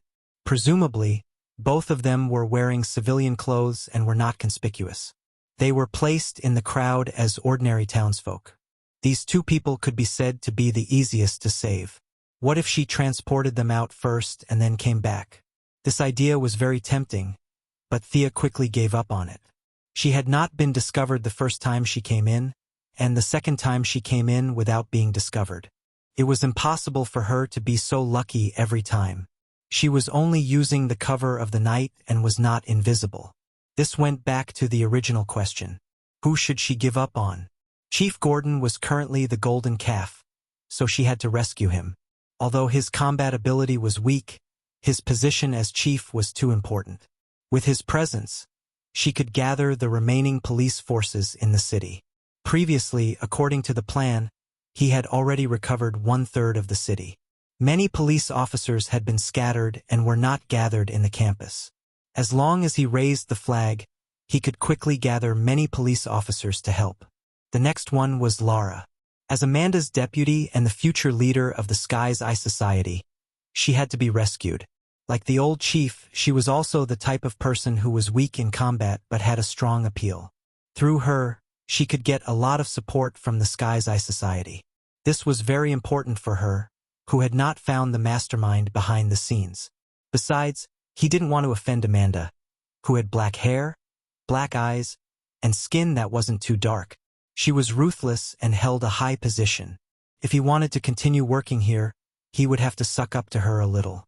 Rescuing her assistant would be considered a great achievement. Who should she give the remaining spot to? Although Thea did not like Barbara from the bottom of her heart, she still decided to give up on Robin. After all, a lone girl with a 70 out of 100 appearance was too dangerous in this kind of environment. Although foreigners did not care about that, there were so many perverts in Gotham. Who knew what would happen to her? Robin had thick eyebrows, big eyes, and a thin body. To be honest, his appearance, figure, knowledge, and speech did not fit the aesthetic standards of this place. It was really a miracle that Barbara would fall for him. Presumably, no perverted girl would fall for him. She hoped that he could keep his thing. Actually, even if he could not keep it, she would not lose anything.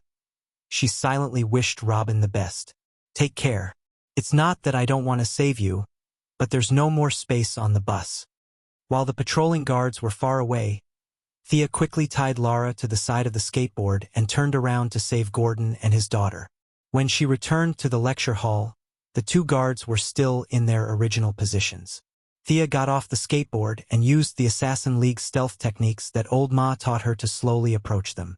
Their walkie-talkies were very close to their hands. If she did not incapacitate them immediately, she would be exposed. After thinking about it, she gave up on the idea of cutting their throats. Firstly, she was afraid that she would be covered in blood. Secondly, stealth was not that awesome. She only used the visual difference in light and darkness. This was not stealth, so it was impossible for her to walk up to them without them noticing. Thea walked to a dark corner and found a good angle. She did not use the high-tech arrowheads. Instead, she took out the arrowheads with anesthetic. The dosage of each arrowhead was enough to knock out an elephant. She aimed at the guard who had his back facing her and was still talking non-stop. Whoosh!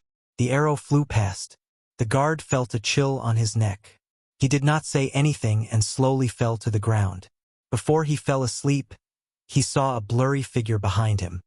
He wanted to warn his companion, but his mouth was completely out of control. His fall alerted the guard who was dozing off not far away. Before he could understand the situation, he saw a white light gradually expand in his eyes. Although he tried his best to dodge, he was still stabbed in the shoulder. After a moment of numbness, he lost consciousness. Chapter 72. After killing the guards with 2 arrows, Thea immediately walked to the 2 of them and pulled off their gas masks. She could feel that she was affected by the gas again. She could only use about 60% of her strength now. He picked up the gas masks and looked at them. Even though he knew that wearing them would prevent the poisonous gas from entering his body, he still felt a little disgusted when he thought about how they were taken from their faces. He wanted to end this quickly, so he didn't wear them. He put the 2 masks into his backpack and took them back for testing.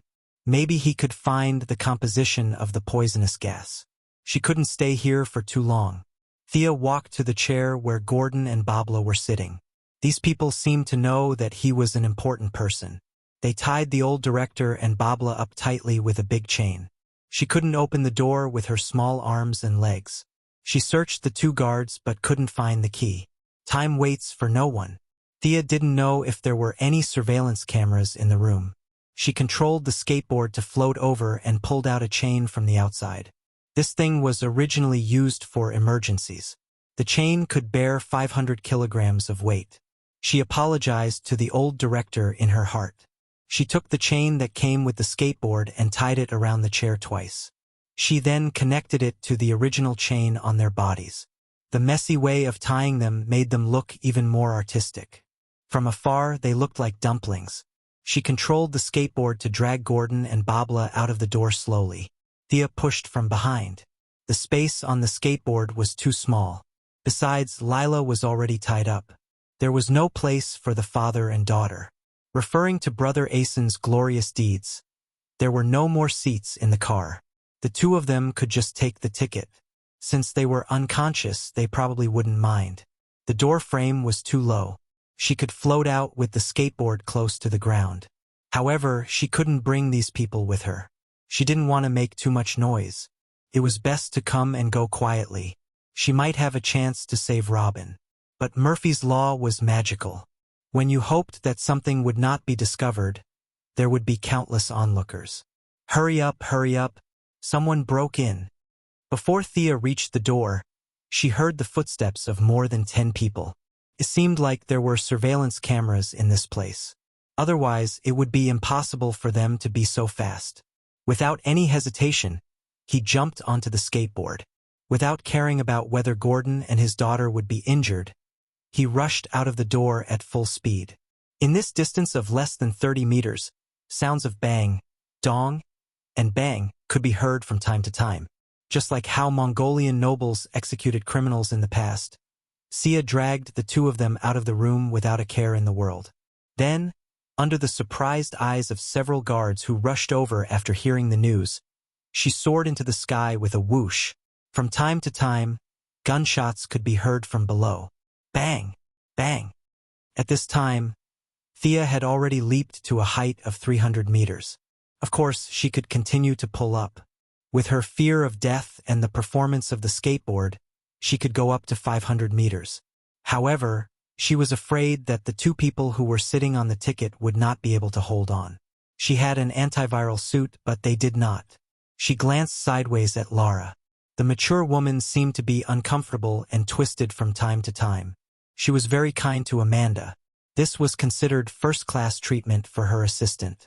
Compared to the two people below, the word miserable could not describe it. At this time, Gordon and his daughter's faces were covered in blood. At first, Thea was shocked, but she quickly realized that this was not caused by the high-altitude air pressure. Barbara's forehead was swollen, and one of Gordon's leather shoes had fallen off, revealing a half-new and half-old sock. This was the plight of a single old man. Thea cursed Barbara in her heart for being unfilial to her father. She did not buy him a pair of socks. Instead, she fooled around with Robin every day. Poor old Gordon, who raised you with so much effort. After dodging a rocket, Thea knew that she could not save Robin. The searchlights below had been set up.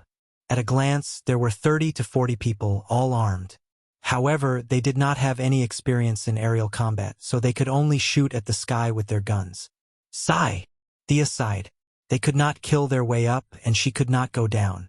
She could only wish that Robin would be able to survive until she and the others came to save him. Thea brought them back to their temporary residence and found that Felicity was still unconscious. The antidote was still far away. Just as Thea was about to go back and capture them alive for interrogation, Lara slowly woke up. Who captured me? What's your purpose? I won't say anything. Lara stuttered as she tried to stand up. However, she failed every time she tried. She was the first person other than herself to wake up. Did this mean that she could recover on her own without the antidote? She was able to wake up because of her special agent training. She drank coffee and anesthetic every day, which raised her poison resistance to an inhuman level. How did she wake up? Did she rely on her strong willpower and abundant stamina? Thea was not sure, but she still grabbed Lara's shoulders.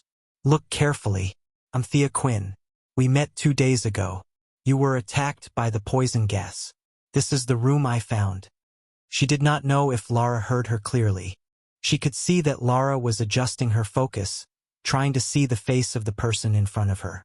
Thea did not have any antidote on hand. Even if she did, she would not dare to use it recklessly.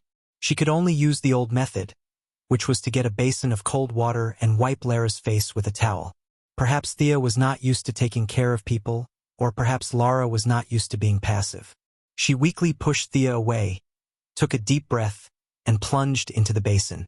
It had to be said that her movements were clean and neat, and she really had the bearing of a female soldier. If it weren't for the fact that she was facing Sia, she would have applauded her. This person exuded a valiant aura, and it was a stark contrast to the haggard middle-aged woman with a face full of unfulfilled desires. Time really was a butcher's knife with a splash. Lila raised her head abruptly, wiped the water off her face, and glared at Sia fiercely. After a while, her brain finally reacted. The person in front of her didn't seem to be an enemy. You're Thea? Where am I? Where are the others? Where are my men? Although she knew this person, she did not know if there was a conspiracy. She remained vigilant, ready to attack at any time. It seemed that she did not hear what she said just now. Thea sighed and told her what happened. That's what happened. There are only a few people here, and they are all unconscious. Only you and I are awake. When I pulled you back, I did not see your men.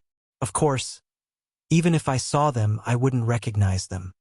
Chapter 73. Lila did not have the energy to care about Felicia's joke. Even though she could only see 2 figures in front of her, she still forced herself to stand up and lean against the wall while looking around. It was a very ordinary house.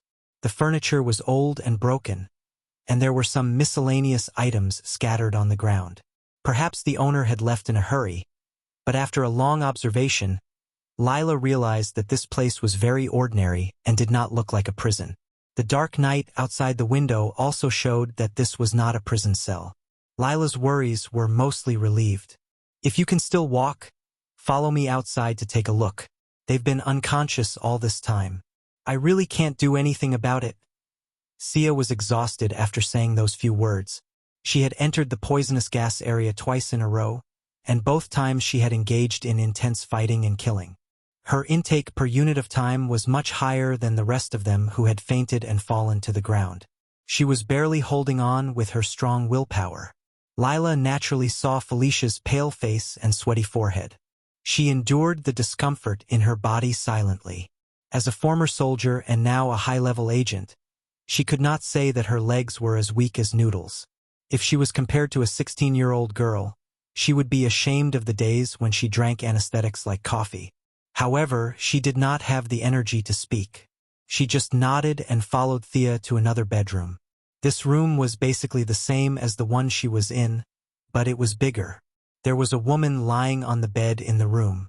Lila had never seen Thea in person before. She had only seen her picture, which was attached to Thea's profile. At first, she did not recognize the woman who had taken off her glasses and had a red face. However, she soon realized that she was Thea's partner. As for her name, she could not remember. The other two people in the room were not treated so well. Their clothes were ragged and their faces were swollen. Looking at their miserable appearance, Lara unconsciously touched her own face. She couldn't help but think, "Am I like this too?" Although she looked average, she did not want to be disfigured. She felt that there was nothing wrong with her face, so she began to carefully examine the two. Of the two, Lara recognized Captain Gordon immediately because his outfit was too old-fashioned.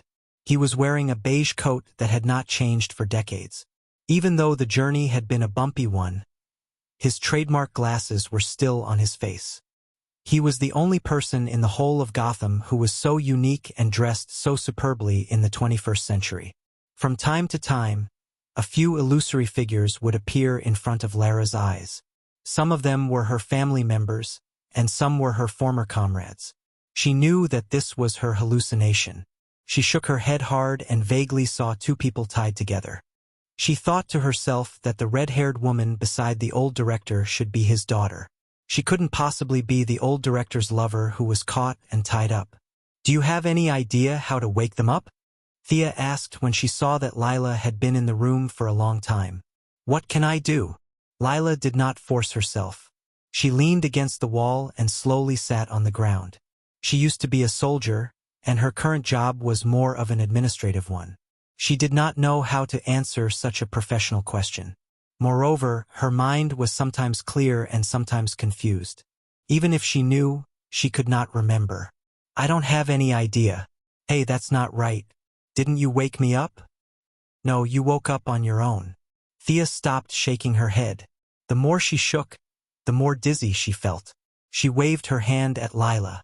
Although she did a lot of good deeds and did not leave her name, she was not the one who did it this time. Who knows how she woke up? Then how did you wake up?" Lila was now in the mood to get to the bottom of it. Thea vaguely felt that her strong spiritual power had played a role. At the same time, her physique had also reached a higher level. After all, she had trained hard for the past year. With the help of her body and spiritual power, she was not completely knocked out by the poisonous gas. However, it was too troublesome to explain, so she could only continue to say that she did not know. The two of them did not talk about any practical solutions to the problem at hand. Thea looked at the few people who were as dizzy as dead pigs and did not know what to do. She was a little depressed. Since the two of them did not have any ideas, they could only ask for help from outsiders. Although Thea did not know many people, Lila was a senior figure in a government organization. "Can you find some people to help?" In fact, she did not need to ask Lila to think of this problem. She took off her military uniform and joined the Secret Service organization. Why did she work so hard to climb to a high position? Wasn't it so that the organization could give her a hand at this critical moment? Although this organization was particular about abandoning people at the drop of a hat, and the human feelings had dropped to the negatives, he was still the leader's deputy and was considered a high-ranking member. If he didn't even save someone of his rank, then he should just disband. She did not hide it from Thea. She took out her phone and started to communicate with the person on the other end of the line. The password was a combination of a lot of numbers and letters. The password was different every day, so she was not afraid that Thea would hear any secrets. In fact, it was not easy to be a Secret Service agent, especially a senior member like her. Every morning, when she received the day's secret communication order, she had to memorize it for half a day. Then, she would forget it at night because the order would be changed the next day. If she remembered a letter wrong, then there would be a big joke. Naturally, Thea was not in the mood to listen to her. To avoid arousing suspicion, she walked to the window and opened it to let the night breeze into the room. With 5 living people in such a small room, Thea and Lila were sweating. Gordon and his daughter were half covered in soil and half covered in blood. The smell in the room was terrible. "Amanda, something's happened to me here. I can't move now. Search for my location and send someone here quickly." Although she was a little far away, her voice still reached Sia's ears as usual. She was contacting Amanda. It seemed that the two of them had a good relationship. After all, not everyone would be able to contact the leader directly when something happened to them. She hoped that the person sent would be an elite. Not long after, the call ended. "My people will be here soon. Hang in there." Lila put down the phone. She still had some confidence in the organization's search ability. She relaxed a little and said that casually. It was not clear whether she was comforting Thea or encouraging herself. The reinforcements came quickly. 4 agents in black suits and sunglasses found the place in no time. The leader handed over his identification. After Lila checked that there were no mistakes, she ordered them to take the people in the room away first so that she could still walk out. The agents obeyed her orders. Felicity was easy to deal with. She wrapped her up in a sheet and threw her into the car like a dead pig. Chapter 74. When they were about to transport Gordon and his daughter, they ran into a small problem. The criminals also knew that this was an important person, so they had tied them up very tightly. Then Sia had tied them up twice. Finally, when the iron chains clashed with each other during the air transport, the two of them were tied up like a ball of thread. The few agents did not know the inside story, so they were all surprised that the criminals tied them up in such a non-mainstream way. Fortunately, they kept quiet and didn't ask any questions. Thea had already made up a lie. She couldn't tell them that the criminals tied them up properly and that this was the product of her post-processing. Since they didn't ask, they assumed it was the criminals who did it. Although the 4 burly men could easily carry the father and daughter away and load them into the car, it would show how incompetent they were.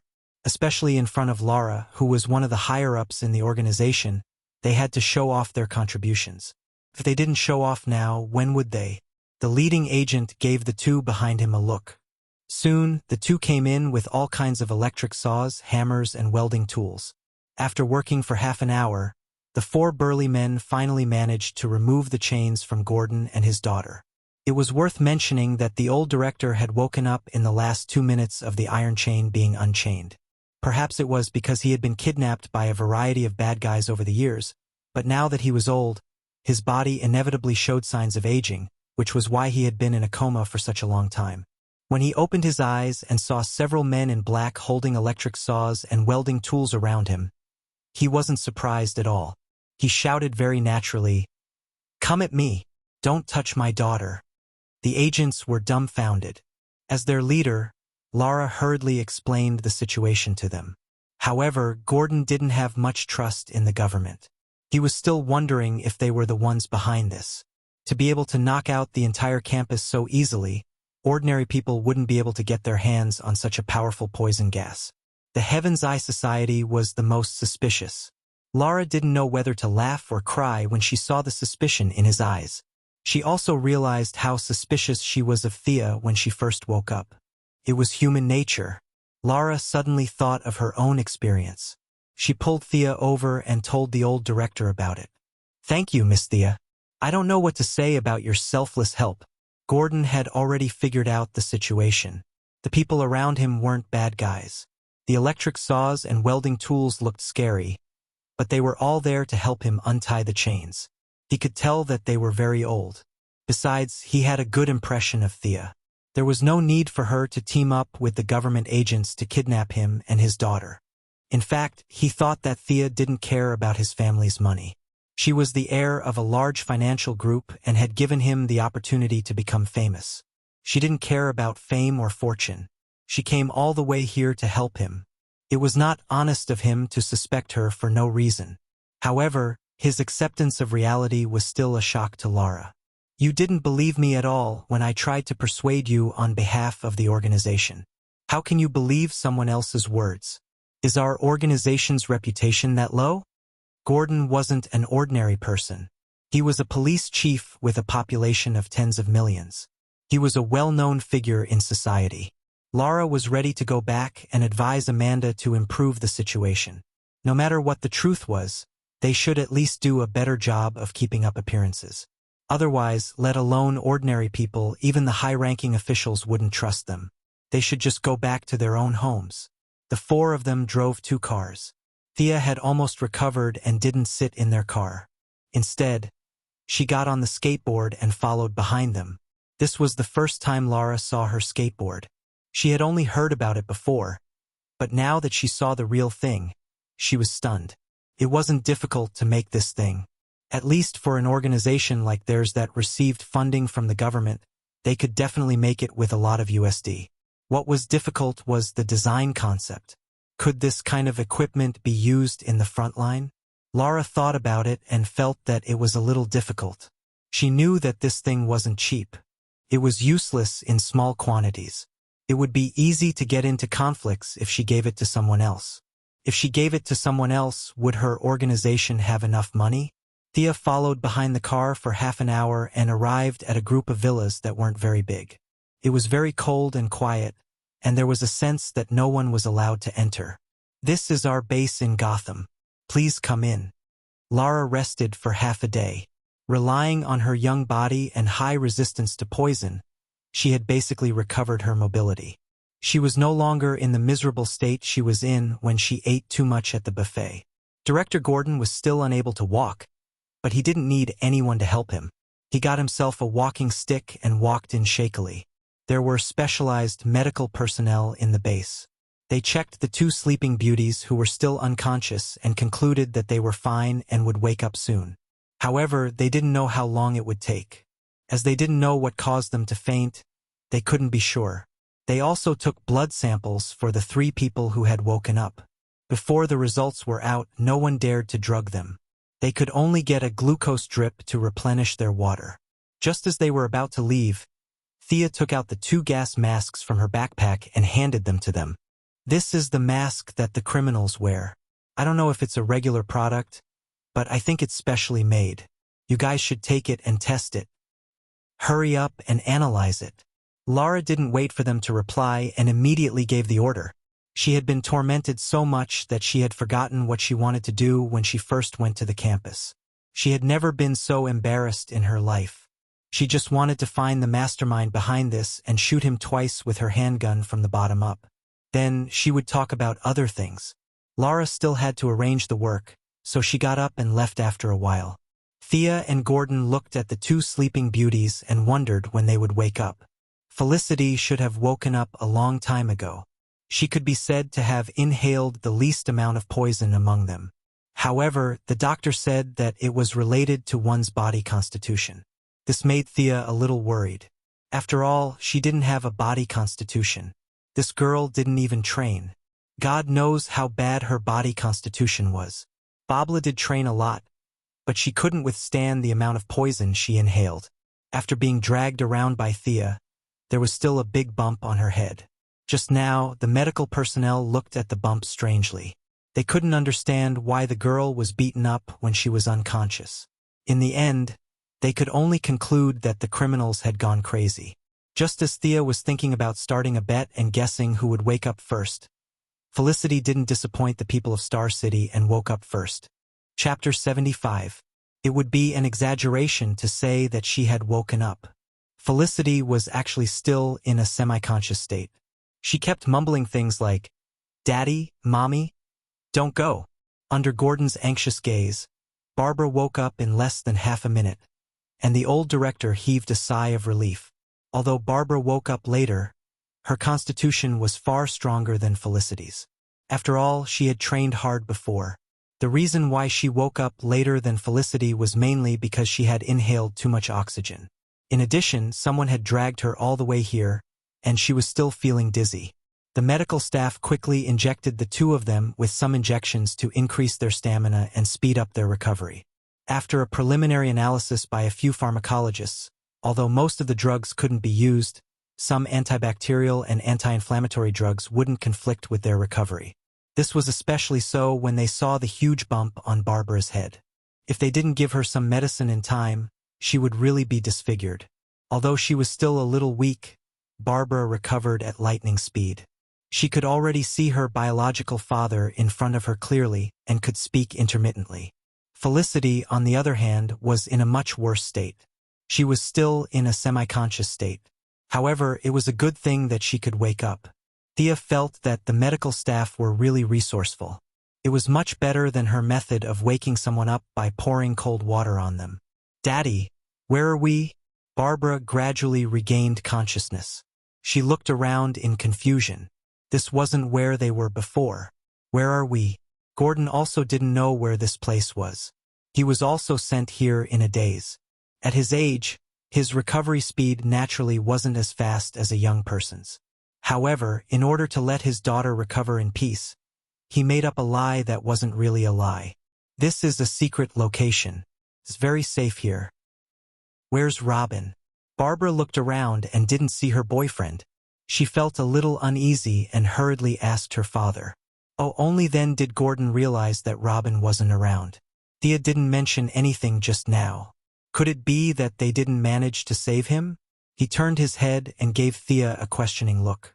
What could Thea say? He could only shake his head gently. "Robin is still in the school. We'll rescue him later."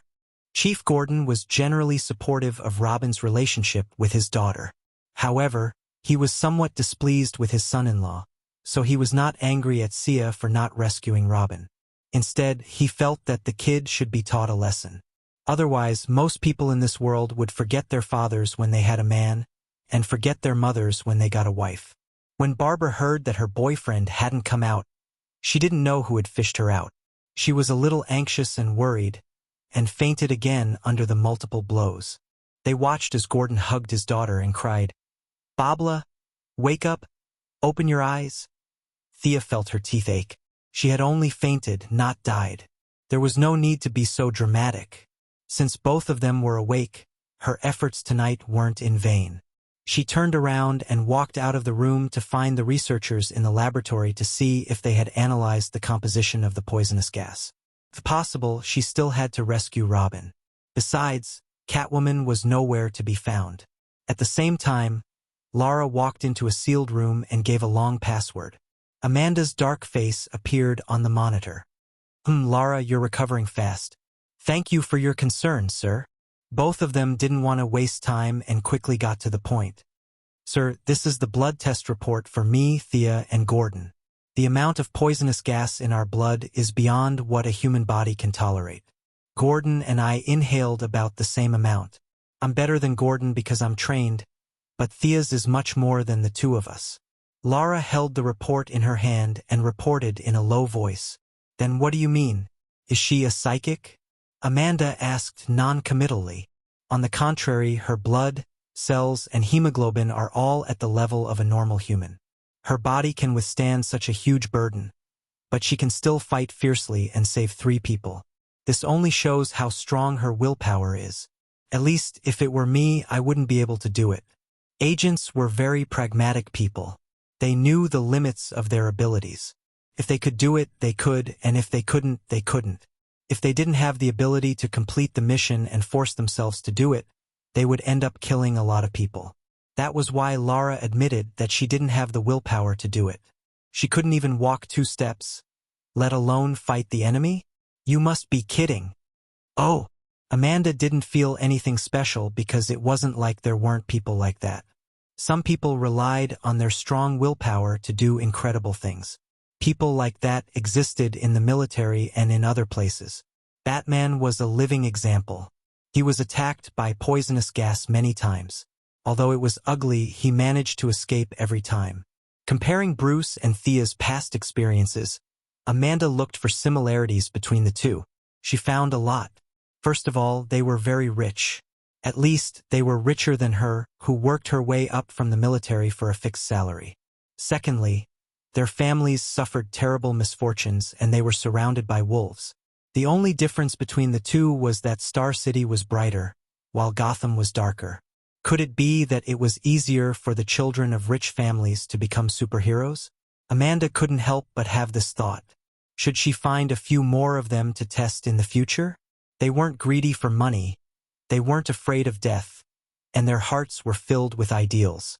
This was quite suitable for her organization. Stopping her thoughts, Amanda asked Lara, "What's your conclusion? Do you think she fits our criteria?" "Yes, I think she fits at least more than Batman. She can be a partner of the Heaven's Eye Society," Lara said with certainty. "I understand," Amanda said and turned off the long-distance call. She sat on the chair and looked at the document in her hand. Thea's mother, Moira, had officially submitted to the government to participate in the next mayoral election. Currently, she was far ahead of the other candidate in the polls. Her policy wasn't complicated. It was to restore employment and develop new economic growth points. Amanda used to treat these empty words as waste paper, but this time, because of the little butterfly Thea, she had to take it seriously. If Moira was successfully elected, she would enter the eyes of the country's highest ruler. As a secret organization of the government, she would naturally be on the same side as Amanda. At the same time, she could also pull Thea, the superhero, to the government's side. From this point of view, Thea was indeed more suitable than Batman, who was mentally unstable and might go crazy at any time. Chapter 76. Through Lara's judgment and her own analysis, she finally made up her mind. She took out a document and added Thea Quinn after Bruce Wayne's name at the beginning of the document. The mission of the Heavenly Eye Society was to be responsible for the safety of the entire human race. Its full name was the Advanced Superhuman Joint Research Group. It was originally created by Air Force Colonel Steve Trevor, but as time passed and the relationship between Steve and Wonder Woman grew, the organization became more and more hostile to the government and financial groups. Amanda, this shrewd and ruthless woman, entered the eyes of the upper echelons at this time. Using all kinds of righteous excuses, she diverted a lot of resources from Steve. Although the leader of the organization was still Steve, as the number of supporters increased, she had also become an important figure in the Heavenly Eye Society. As a newcomer without any background or experience, Amanda had to constantly strengthen her authority to obtain more resources.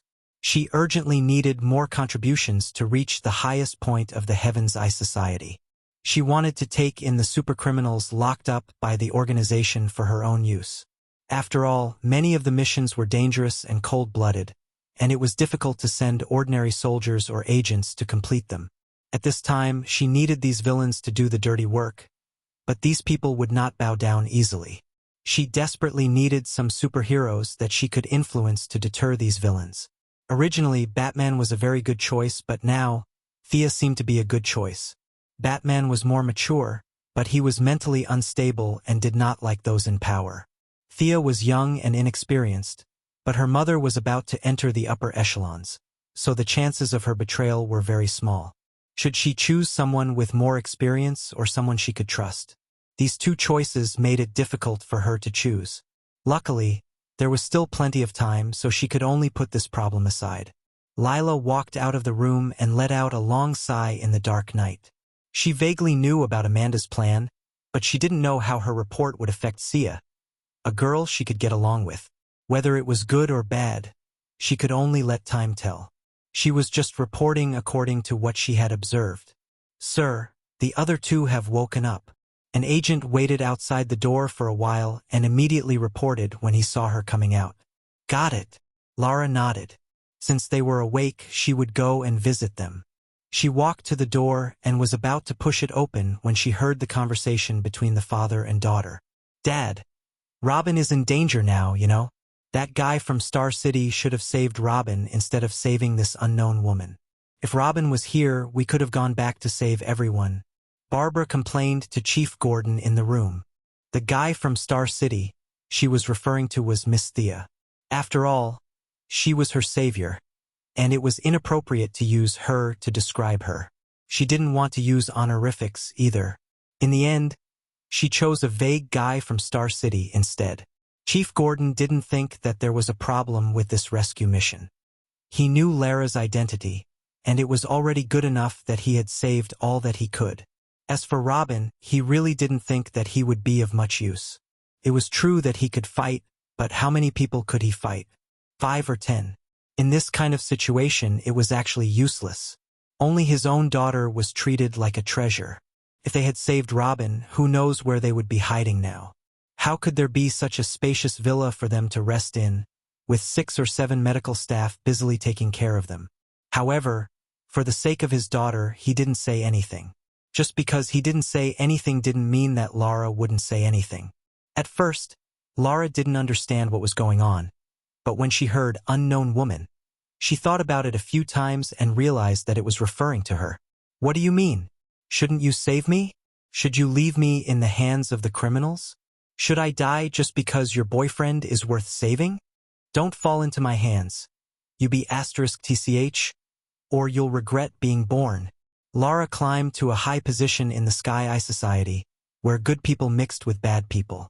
She wasn't a good-tempered person, and she had a lot of bad intentions in her heart. Women were all good at acting. She pretended as if nothing had happened and knocked on the door. She expressed her concern to Gordon and his daughter before leaving. When she returned to her room, she took out a report and started writing. This document was her original purpose, which was to evaluate the abilities, personalities, and preferences of Batman's team members. When she drew Barbara's piece of paper, Lara sneered and started writing without thinking. Of course, she wouldn't write about Barbara in a particularly bad way. That would be seen through at a glance, and it would seem that she was taking revenge, which would affect her career. The adjectives she used were all good words, such as warm-hearted, courageous, and eager for justice. She wrote a large piece of paper. These words were good words for publicity, but in the eyes of the Special Battlefront, especially a black-hearted woman like Amanda, these words were synonymous with idiocy, and especially idiocy. If it was a report from Batman or Thea, she might have verified it, but for a second- or third-tier hero like Barbara, she basically just read it, signed it, and stored it. She didn't have the energy to verify it. Whatever her subordinate said was the truth, not to mention a subordinate of Lara's level. Even if she found a mistake, she wouldn't take it seriously. She couldn't see any problems now, but when she encountered something more troublesome in the future and needed a hot-blooded hero to charge at the front, this file would play a role in adding fuel to the fire. Just as Lara was thinking about how to write a 500-word review with a pen in her mouth, a subordinate knocked on the door. "Sir, Miss Thea is back." "Back? When did she go out? What did she do?" This was the bad thing about this group of heroes. They were too independent. She had only been here for a short period of time, and this person had already run out. Where is she? Lara's head was full of question marks, and she thought that she had to have a good talk with her about discipline. In the interrogation room, Miss Thea captured someone alive. The subordinate's face was full of excitement. Oh, amazing! That was the only way Lara could express her feelings now. It hadn't even been 20 minutes, and she had killed another round? What a fierce woman! What kind of grudge do you have with this group of criminals? You've killed 3 rounds in one night. Actually, Thea wasn't as fierce as she thought. She just felt that she was basically invincible in the air, so she flew over boldly. Before she left, she specially went to get a gas mask that was said to have the strongest effect in the Heaven's Eye Association. Although it wasn't targeted, it was better in terms of overall protection. However, it was different this time. The process could only be described as not smooth. The people in the camp weren't fools. 4 or 5 searchlights illuminated the entire camp as if it was daytime. The patrolling criminals stretched their necks and looked up at the sky as if there was something wrong with their necks. Thea was still a few hundred meters away from the camp when she was discovered. Chapter 77. The first time you came, we ignored you. The second time you came, we magnanimously let you go. In the blink of an eye, you're here again. Even if they could tolerate it, they couldn't. Not all of the bandits in the camp were illiterate. There were a few who boasted of their high intelligence. They gathered the hostages, strengthened the security, turned on all the searchlights, and even set up a small radar. That was why Thea was discovered before she even reached the camp. Even though she was discovered, Thea wasn't in a hurry. She was 200 meters above the ground, and the people below her were like ants. Bows and arrows were useless. Even if she had bombs, she wouldn't dare to throw them. If a few hundred citizens were killed, her name would be completely red. The people below couldn't do anything to her. Gotham didn't have that many high-tech weapons. Everyone's focus was on curing the mentally ill, which was also known as spiritual development. There was very little development of firearms, and even a rocket launcher was considered powerful. As for the heat-seeking missiles that could threaten Thea, the bandits didn't have any. They angrily raised their AKs and fired a few rounds into the sky, not caring if they hit their targets. The smarter ones pointed their guns at the hostages' heads and raised their loudspeakers to shout at the sky, implying that if Thea didn't come down, they would shoot. Thea didn't take it seriously. You guys have watched too many movies. I'm not on the side of justice. Kill me if you want. I don't even know these people. Even if you kill Robin, it has nothing to do with me. I'll mourn for him for half a minute. You want me to go down and die? Are you kidding me? She circled the camp twice as if nothing had happened. She could see that the bandits were a motley crew without any discipline. They had tattoos or piercings. Not many of them were dressed normally. However, their equipment was pretty good. They were all wearing American military uniforms. Did they rob a military base in Gotham? However, Thea looked twice and realized that they were just small fries. They didn't seem to last more than 3 minutes. None of them had a name on them. At least she didn't see any. There was no one at the place where Robin had fainted earlier. They could see a few criminals gathering the hostages. They could only apologize to Robin. They had really tried their best. You can pray to God to protect you from now on. Just as he was about to return home, he saw a criminal pacing back and forth on the side, as if he was relieving himself. Thea watched the man swagger around. She didn't know if he had kidney deficiency or something else, but he stood there for a full 3 minutes. Are you trying to lure me down? Thea scanned the area with her infrared glasses and found no less than 10 people hiding nearby. Originally, I was planning to go back like this, but since you're giving me a live witness, I don't want to make it seem like the people of Star City don't know etiquette, so I can only accept it. Thea didn't use her maximum speed before, so these people didn't know how fast her thing was floating in the sky. They just assumed that it was about the same speed as a car. Therefore, the circle of people lying in ambush could only be considered to be neither big nor small. Thea arrived at the side of the bait in less than 150 kilometers per hour. It was a forest and there were 8 criminals hiding there. The infrared glasses showed that these 8 guys were squatting motionlessly, waiting for Thea to take the bait. Just when these people thought that the enemy would fly over their heads and perform a dumpling wrapping performance, Thea suddenly sped up, took a big circle, and rushed down from the other side of the bait. These people didn't expect such a variable. Caught off guard, their weakness of not having received formal training was undoubtedly exposed. 2 criminals reflexively rushed out with their rifles. The 2 people who rushed out were a little confused. I came out just like that? What should I do next?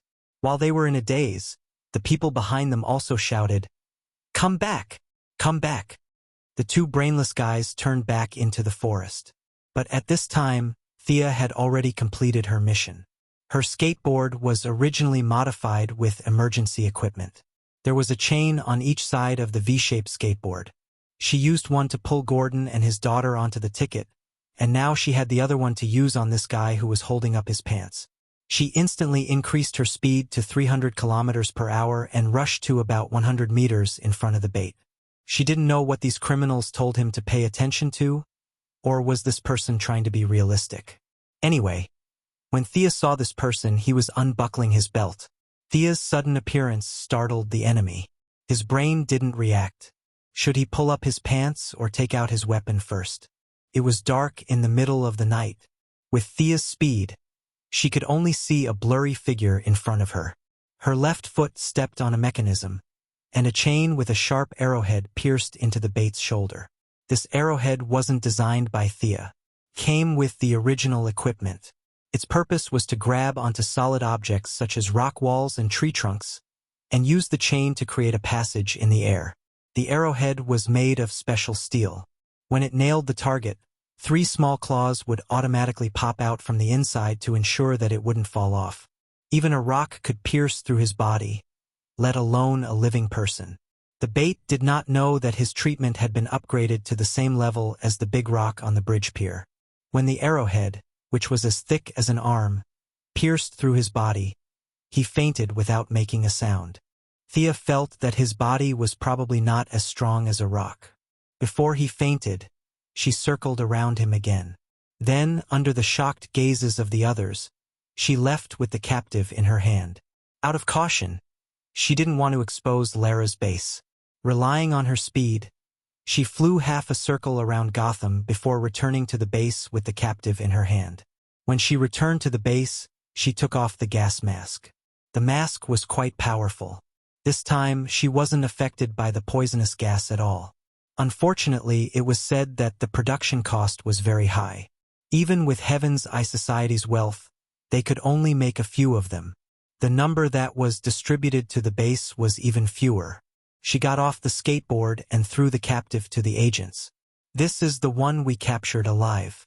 See if you can get anything out of him." The agents looked at the captive. Half of his body was dyed red. Fortunately, he was flying at high altitude at night. The cold air froze most of his wounds, so he was dragged back alive. In addition, when he fainted, his body automatically went into protective mode. All his bodily functions were at an extremely low level. That was why he wasn't killed by the pressure of 300 kilometers per hour. This was the scene that Lara saw when she entered the base. She had been in the army for many years and had seen worse than this. She didn't think much of it. She immediately ordered for a cardiac stimulant and epinephrine injection. She wanted the captive's confession immediately. She didn't care whether he was dead or alive. Sia felt uncomfortable about being plotted against, so she had to add an update. After all, Sia was someone who lived on campus, so she wasn't innocent. She was just unjustly implicated, and she was inexplicably knocked down. She would be lying if she said she wasn't angry. This captive didn't look like a strong-willed person. It wasn't that she couldn't get anything out of him with a whip or an iron clamp. However, she didn't have time to waste. She ordered her men to prepare 2 pounds of sodium thiopental, also known as the truth serum. She didn't believe that he wouldn't talk. Chapter 78. Before the captive regained consciousness, Gordon, Garin, and Felicity slowly walked over. It was not that they did not want to walk, but they did not have the stamina to do so. "Hey, are you okay?" Thea patted Felicity's little face. "I'm fine. Just a little swollen. Do you know why the robbers hit my face?" Felicity's eyes were filled with confusion. Thea glanced at her face from the corner of her eyes. It was probably a little red and swollen. She swore that she did it out of kindness, but in order to save her, she had rubbed her face until it was swollen. She could not tell the truth, so she could only blame it on the robbers. She quickly shook her head. "I don't know. It was already like this when I saved you. Oh right, apply this on your face, it's quite effective." Then, she took out a bottle of ointment that Madame Shiva had given her and tossed it over. Turning her head, she saw Barbara's side profile. Her forehead was swollen like the golden-horned kings from afar. "Did I do this too?" Feeling a little guilty, she tossed another bottle over. "This is for you. The swelling will go down quickly after applying it." Barbara had been listening to her the whole time, so she caught the bottle when she saw what Felicity had tossed to her. It was fine for her to say weird things behind her back without anyone noticing, but she had to be polite in front of her. After all, she was the savior of her father and her. "Thank you. Thank you for saving us," Barbara said politely. "You went back to school again? Did you see Robin?" Thea sighed. "I didn't see him, the security was too tight. I couldn't get in alone. I'm sorry." Actually, her apology was not sincere. It was just her habit to say nice things. This was because no one would blame her. Even Barbara couldn't find fault with her for rushing in 3 times in one night without any support or protective equipment. After all, she had been lying down the entire night. The only difference was that she was a captive before, and now she was a free person. However, she didn't contribute a single cent of her strength. Seeing that she did not say anything, Thea ignored her and turned to Felicity. Can the drone still be used? I haven't seen Catwoman, go look for her. Ah, Catwoman, she probably hasn't returned to campus. She's been outside all this time. I'll contact her immediately. Felicity was still a little dizzy, and she couldn't come up with a lie after thinking for a long time. She could only take out her phone and make a call. When did you two become so close? Thea felt that it was quite strange. These two people's personalities were almost completely different. One couldn't stay at home while the other could stay at home forever. To be able to catch up with such different living habits, it could only be said that their natures were similar. Hurry up and call her back. Thea could not be bothered with these trivial matters. The most important thing now was to gather all the combat forces, and then wipe out the pests who were destroying her plan to unite Gotham and Gotham. At this point, she no longer cared about whether she had the right to command. She had already gone to the scene 3 times. She was the only one who understood the situation the best, and she did not ask for the opinions of the others. Chief Gordon, how many police officers can you gather now? I need to be at the scene in half an hour. Thea looked at the old chief with a deep voice. You still want to go? Chief Gordon was shocked by her desperation. How many times had she done this tonight? However, when he thought about how an outsider like her was so enthusiastic, as a Gotham citizen, he could not fall behind. He calculated in his mind. About 20. That's enough. Help Felicity command them and get them to the campus directly. The old chief's combat strength might have been good when he was young, but now he was not even as good as a normal person. It was best for him to provide support from the rear. Babla, recover your strength in 20 minutes and change into your combat uniform. We're going to save people. Felicity, have you contacted Catwoman? Tell her to come back quickly. Agent Lila. Thea was having fun commanding when she suddenly realized that she could not command this agent. She stopped mid-sentence. I'll go with you. Including me, there are 5 agents. I can also send a military helicopter over, but there are too many civilians there. It can only be used as a deterrent, Lila said quickly and expressed her support for Thea's arrangement. No one had any objections. The old chief and the others were used to following Batman's orders. It was a habit that could not be changed in a short period of time. Now it was just a different person. Moreover, Thea had saved his life, so he did not feel that there was anything wrong with letting her command. Babla only wanted to save her boyfriend. She did not have any objections to anyone's command. Even though she was still staggering, she still changed into her combat uniform as instructed. In fact, she had left her clothes at the campus, so she could only find a whip and a mask. Thea began to discuss the distribution of firepower with the chief. Midway, Lila joined in. Due to the limited number of gas masks, only 5 of them could provide complete protection. The rest were just ordinary ones. As for whether they could provide effective protection, a few technicians said that there was too little data to determine. The only thing they could do now was to let the police officers wear ordinary masks to provide cover. The actual work would still be done by a few heroes. This was probably the theme of this world. Even though Thea could not figure out why they were back to the old path of individual heroism, this was the only thing she could do in this situation. Moreover, looking at the ugly faces of the people around her, it seemed like she had to be the main force. She had become the main force after helping out. This was similar to the time when Brock helped to kill the soldiers and ended up chopping down Sargeras with his axe in the end. Sir, it's all out. This time, it was the Scarecrow who spread the fear gas to attack the camp. A plain-looking agent quickly reported. F***CK, Scarecrow. How could it be this guy? Her whole group of people was defeated by this second-rate guy so easily? Thea felt that she could no longer hold back her anger. She felt like she was fully equipped to fight a tiger in the mountains. But in the end, she was bitten by a wild dog when she did not see the tiger. This was really intolerable. Perhaps her gaze was a little frightening, because the agent who came to report took a step back subconsciously. However, he still finished his report in a low voice. They plan to transport everyone away after dawn. As for where they are going, he does not know. She could not wait any longer. She had to act immediately. No one knew if they would transport the hostages in advance. After all, she had already acted rashly and alerted the enemy 3 times. They would not be so careless as to wait until dawn. Babla, we have to leave early. How much of your combat power have you recovered? Thea was really out of ideas now. Other than herself, she seemed to be the best fighter. Although she doubted her ability, there was really no one she could use now. Chapter 79. Looking at her unquestionable expression, what else could Barbara say?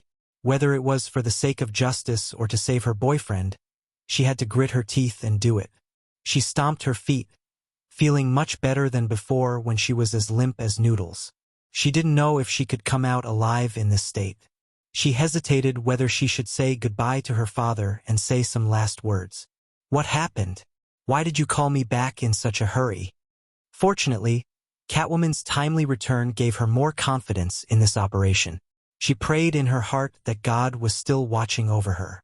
Her emotions surged, and even the various disdain she had for Catwoman in the past automatically decreased. Thea didn't have time to explain to her. She was discussing the allocation of police support with Gordon, so she gestured for Barbara to explain to her. Barbara could only reluctantly explain to Catwoman once. In fact, there were many things that she wasn't clear about. She had been lying in bed for the entire night, and could only use her own deductive abilities to reconstruct the incident. As for how true it was, no one paid attention to it. Scarecrow. This name was no stranger to Catwoman. It was an old enemy. When she heard that even Robin had fallen into the enemy's hands, Catwoman only felt that it wasn't that she didn't understand, but that the world was changing too quickly. She prayed that Robin's true identity wouldn't be discovered. He wasn't Batman and couldn't enjoy the treatment of a brokeback. If he was discovered, he would definitely be executed without a doubt. After hesitating for a moment, the Catwoman still handed her whip over to Babla. It wouldn't make a difference whether she used a dagger or a baton, but Babla couldn't do the same. Without a whip, her combat strength would be reduced by 30%. Babla took the whip and waved it a few times. She felt that it was quite handy. After all, it was Old Man Bruce's brand. She felt more confident with it than if she were to rush in with a pistol. Thea walked over at this time and handed each of them a gas mask. Put it on when you reach the camp. The 3 of us will take the lead and eliminate the enemy's resistance. The Heaven's Eye Society will be responsible for eliminating the remnants. The rest of the police will be responsible for rescuing the hostages. There are no problems. Thea looked around. Seeing that everyone had tacitly agreed to this arrangement, she waved her hand and set off. Thea found a car driven by an agent and got in. This time, she did not fly on the skateboard. Instead, she used her mind to control the skateboard to follow the team. She was afraid that she would rush in with the 2 remaining female members of the Bat Squad and find that backup was still on the way. That would be a joke. On the other hand, she also needed to recover some of her strength. Although she had the physique of being awake at night and sleepy during the day, she had still been tormented by the night. In the other car, Barbara and Catwoman were also trying their best to recover their strength. Seeing that Thea was so enthusiastic about eliminating the bandits, they had no choice but to seize every minute and second to adjust themselves to their best condition. Everyone, stop. Felicity, release the surveillance footage from the drones. When they were about a mile away from the camp, Thea saw that the light in the distance was as bright as day and hurriedly ordered the convoy to stop. When he arrived at Lara's command vehicle, the real-time image was transmitted. They have begun to evacuate. We can't wait any longer. Catwoman took a quick glance and said with an anxious expression, yes, because of Thea's constant harassment throughout the night, the bandits were finally forced to evacuate. From the image, there were about 40 to 50 soldiers wearing black hoods. Occasionally, there would be a few guys in American military uniforms mixed in. They were transporting the unconscious citizens to the rear in groups of 2. However, they did not blindly choose their targets. They only chose the strong men and young women. What about Robin? Is Robin in danger? Barbara was a step slower than Catwoman due to her lack of strength. She only saw the scene of the bandits transporting the people after she got on the command vehicle.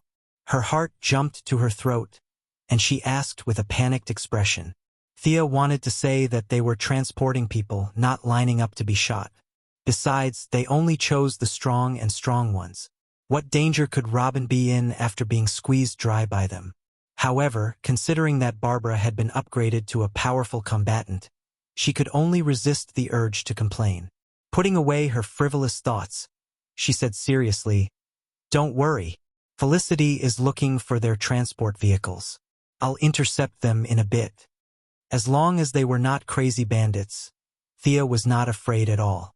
These people did not know how to open a portal, so it would not be easy for them to escape. "Thea, I found them.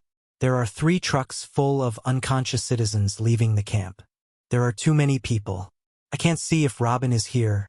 Felicity was not as strong as them. Even though she was a little lightheaded, she still followed them into the command vehicle. At this time, she had already pulled up the images of the vehicles from the drone. In order to make the images clearer, she did not care about the people around them and hacked into the satellites of some unknown country. Lara pretended not to see anything. The rest of the agents were exchanging glances, wondering if they should arrest this guy after this matter was over. This guy was too unscrupulous. She did this in front of us? We're public servants after all. I'll intercept them. The rest of you will follow our plan. Agent Lara, tell your military helicopter to attract attention from the front. Thea then started to pack her equipment.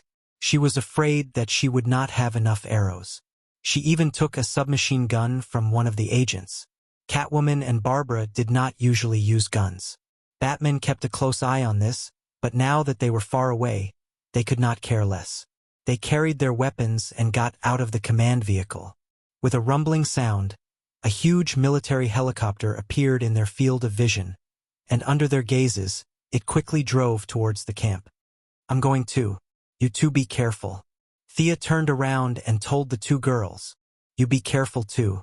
Barbara, who had always been at odds with her, also said something. She smiled and nodded. She flew onto the skateboard and flew towards the other side of the road according to Felicity's instructions. By then, the sky was starting to brighten. Without realizing it, the whole night had passed. Sia really felt that living in Gotham required a big heart. She was exhausted from the whole night, and Master Bat had not gone crazy after guarding her for so many years. It must have been hard on him. The light was getting brighter and the visibility was getting better. It was a good thing for Thea to search for the target on the ground, but it was also good for the criminals on the ground. Even though Sia was high up in the sky and could not hear what the people below were saying, when she saw the 3 large trucks passing through the road in a single file, and many people pointing at her from the back of the trucks, she knew that they were up to no good. She had not rested for the entire night, which meant that she was very tired. They could only say that it was even more tiring for them to keep staring at the sky all the time with a fighting style that came out of nowhere. The people below rubbed their eyes to make sure that their eyes weren't playing tricks on them. That guy who could fly had caught up to them again. A few of them were so tired that they took out their pistols and rifles. They didn't care if they were in range or not and started firing at the sky. Chapter 80. Thea ignored their provocation. She sped up, overtook a few trucks, and disappeared from everyone's sight. Did she give up? Of course, that was impossible. After all, this was near the university, and the traffic was relatively developed. Thea planned to find a narrow road according to their route and cut off all the cars. Gas station? No, it was a little dangerous here. She didn't want to be shot by someone with bad eyesight. It wouldn't be good if she was hit by a large-scale AoE. Give up. Crossroads? That was even worse. If she stopped one car, what would happen if the other 2 cars split up? She didn't know how to use shadow clone technique. Give up again. She searched and searched. Suddenly, she saw a road. The 4-lane road was inexplicably blocked. Needless to say, it was the work of the city's thugs. Were they setting up roadblocks to collect tolls? Am I the one who started this road? Was this God's will? She could save a lot of trouble this time. This was it. Thea increased her altitude and looked at the 3 trucks at the end of the road in the distance. She thought disdainfully, these idiots. They didn't even send someone to scout if they wanted to take this road. They rushed out in such a hurry. What a bunch of idiots. They don't even know how to spell the word death. In fact, she had wronged them. No one was stupid. Scarecrow was a university professor. He was able to live well under the shadow of Batman, so his IQ was still up. He had ordered his men to check the road before, but after being tortured by Thea for an entire night, they had long forgotten about the order. At this time, the driver in the car was trembling nervously. He felt that he must be the enemy's first target. He was so flustered that he couldn't even differentiate between the accelerator and the brakes. The speed of the car was sometimes fast and sometimes slow. Couldn't be helped. Under such conditions, the death rate of the driver was as high as 90%. At least in the movies, the enemy's target was the driver of the first car. The rest of the people didn't feel so much pressure, but they still held their rifles and were ready to fight the enemy at any time. Just as the driver of the first car was wondering if an arrow would fly towards his eye socket or a rocket would blow him up into the sky, he saw that someone had set up a roadblock in front of him. A man with a big beard waved at him fiercely and waved at him to stop. Who was this? As the leader of the Scarecrow team, he was quite capable, but the sudden appearance of the bearded man confused him. Although he couldn't tell the gender of the enemy flying in the sky, judging from the size of the body, it shouldn't be this person, right? Moreover, looking at this person's appearance, his hair was unkempt and his face was dirty. His face was so dark that one couldn't even tell the color of his skin. When he opened his mouth, one could see a mouthful of big yellow teeth. This was Gotham's tramp outfit. Why did the flying enemy send this guy here? His heart was filled with confusion, but he didn't know if it was to find out more about the enemy or to relieve his own stress. He slowly stopped the car and stuck his neck out. "What's the matter?" The tramp's mouth twitched, but he didn't reply. Instead, he placed his left hand in his mouth and blew. Woo! Following the whistle, all sorts of people with strange outfits emerged from the surroundings. These people wore all sorts of clothes, men and women, old and young. All of a sudden, more than 20 people jumped out, armed with pistols. This time, they also held iron rods in their hands. "Give us half of the things in your car." The bearded tramp in the lead had a shotgun in his hand. He fired a shot into the sky to prove that he had bullets, and looked at the robbers in the car with a playful expression.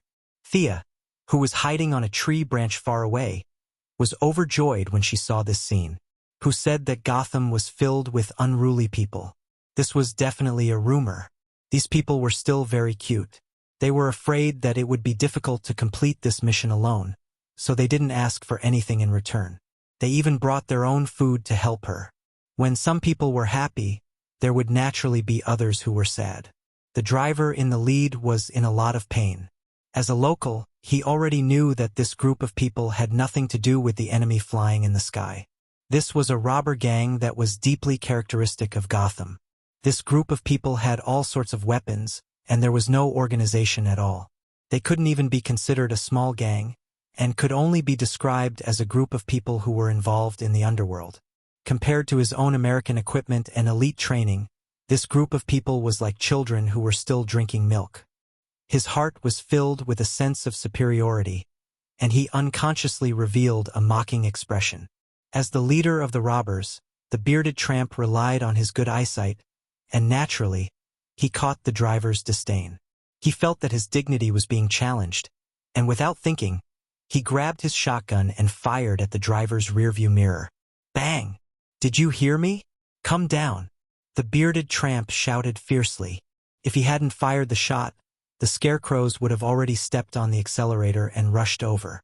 They had a mission to complete and didn't have the time to waste with this group of trash. However, his shot had angered them. They had been tormented by the enemy for an entire night without sleep, and now they were moving again before dawn. It would be a lie to say that they weren't depressed, but they forcefully suppressed their temper. Now that they saw this group of trash provoking them, they couldn't hold it in any longer. The driver picked up the walkie-talkie and said, "All of you, get down and teach this group of trash a lesson." The scarecrows had put in a lot of effort into his group. After the chaos in Gotham, he had successfully robbed an American military arsenal and armed his men to the level of a regular army. With this level of strength, he wouldn't dare to say that Gotham was invincible, but it was considered strong among the major forces. There were 3 cars, each with a driver and 3 gunmen. All 12 of them were wearing bulletproof vests and helmets, and they carried their rifles as they got down from the trucks. They didn't even need to be ordered to find cover and blind spots, which showed that they had good military skills. The bearded tramp was dumbfounded by the professionalism of this group of people. He wondered if they were American soldiers. Did he kick an iron plate? He only wanted to get rid of his pocket money. He didn't want to fight the army. Not knowing what he was thinking, the fully armed scarecrows didn't want to waste time with him. A loud voice rang out, "Ready, fire."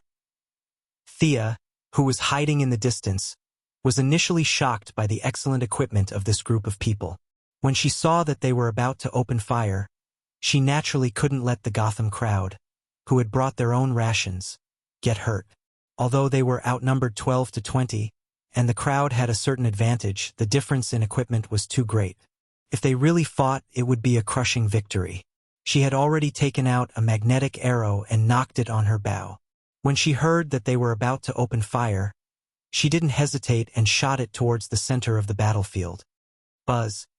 There was a low buzzing sound, and pa, pa, pa. Guns were constantly attracted to the arrow by the strong magnetic force. Thea was very generous. She included both sides within the range of the arrow's effect. In less than 10 seconds, the low buzzing sound stopped. No matter which side they were on, they were surprised to find that the guns in their hands had disappeared. Chapter 81. Thea observed from afar and nodded her head. The effect was not bad. She had forcefully evened out the strength of both sides. This time, the enthusiastic citizens who had brought their own rations to help her should be able to use their advantage in numbers, right? The 2 groups of people did not know that she was secretly messing with them. The absorption speed was too fast, and they did not see the arrows clearly.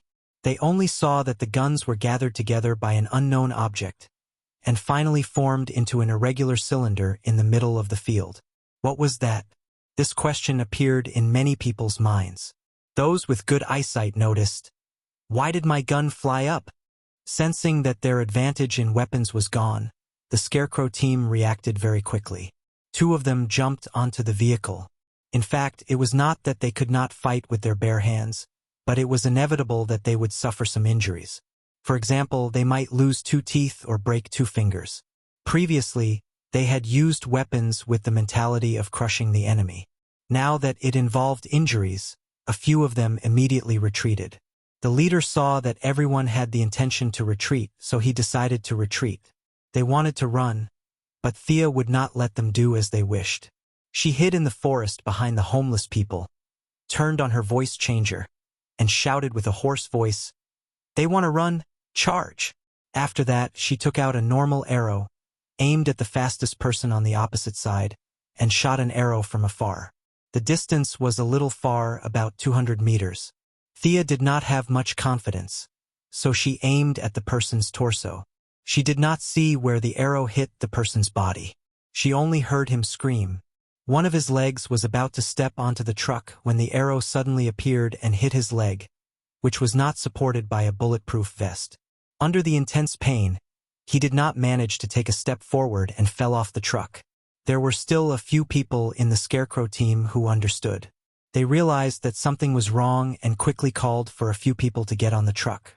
However, they forgot the nature of the Gotham citizens, and that was madness. They were the so-called people who would get excited at the sight of blood. They were all violent and had a bit of the demeanor of the orcs. The hot-blooded citizens were already trembling in fear and were ready to scatter and flee. Thea's unexpected intervention had restored their morale.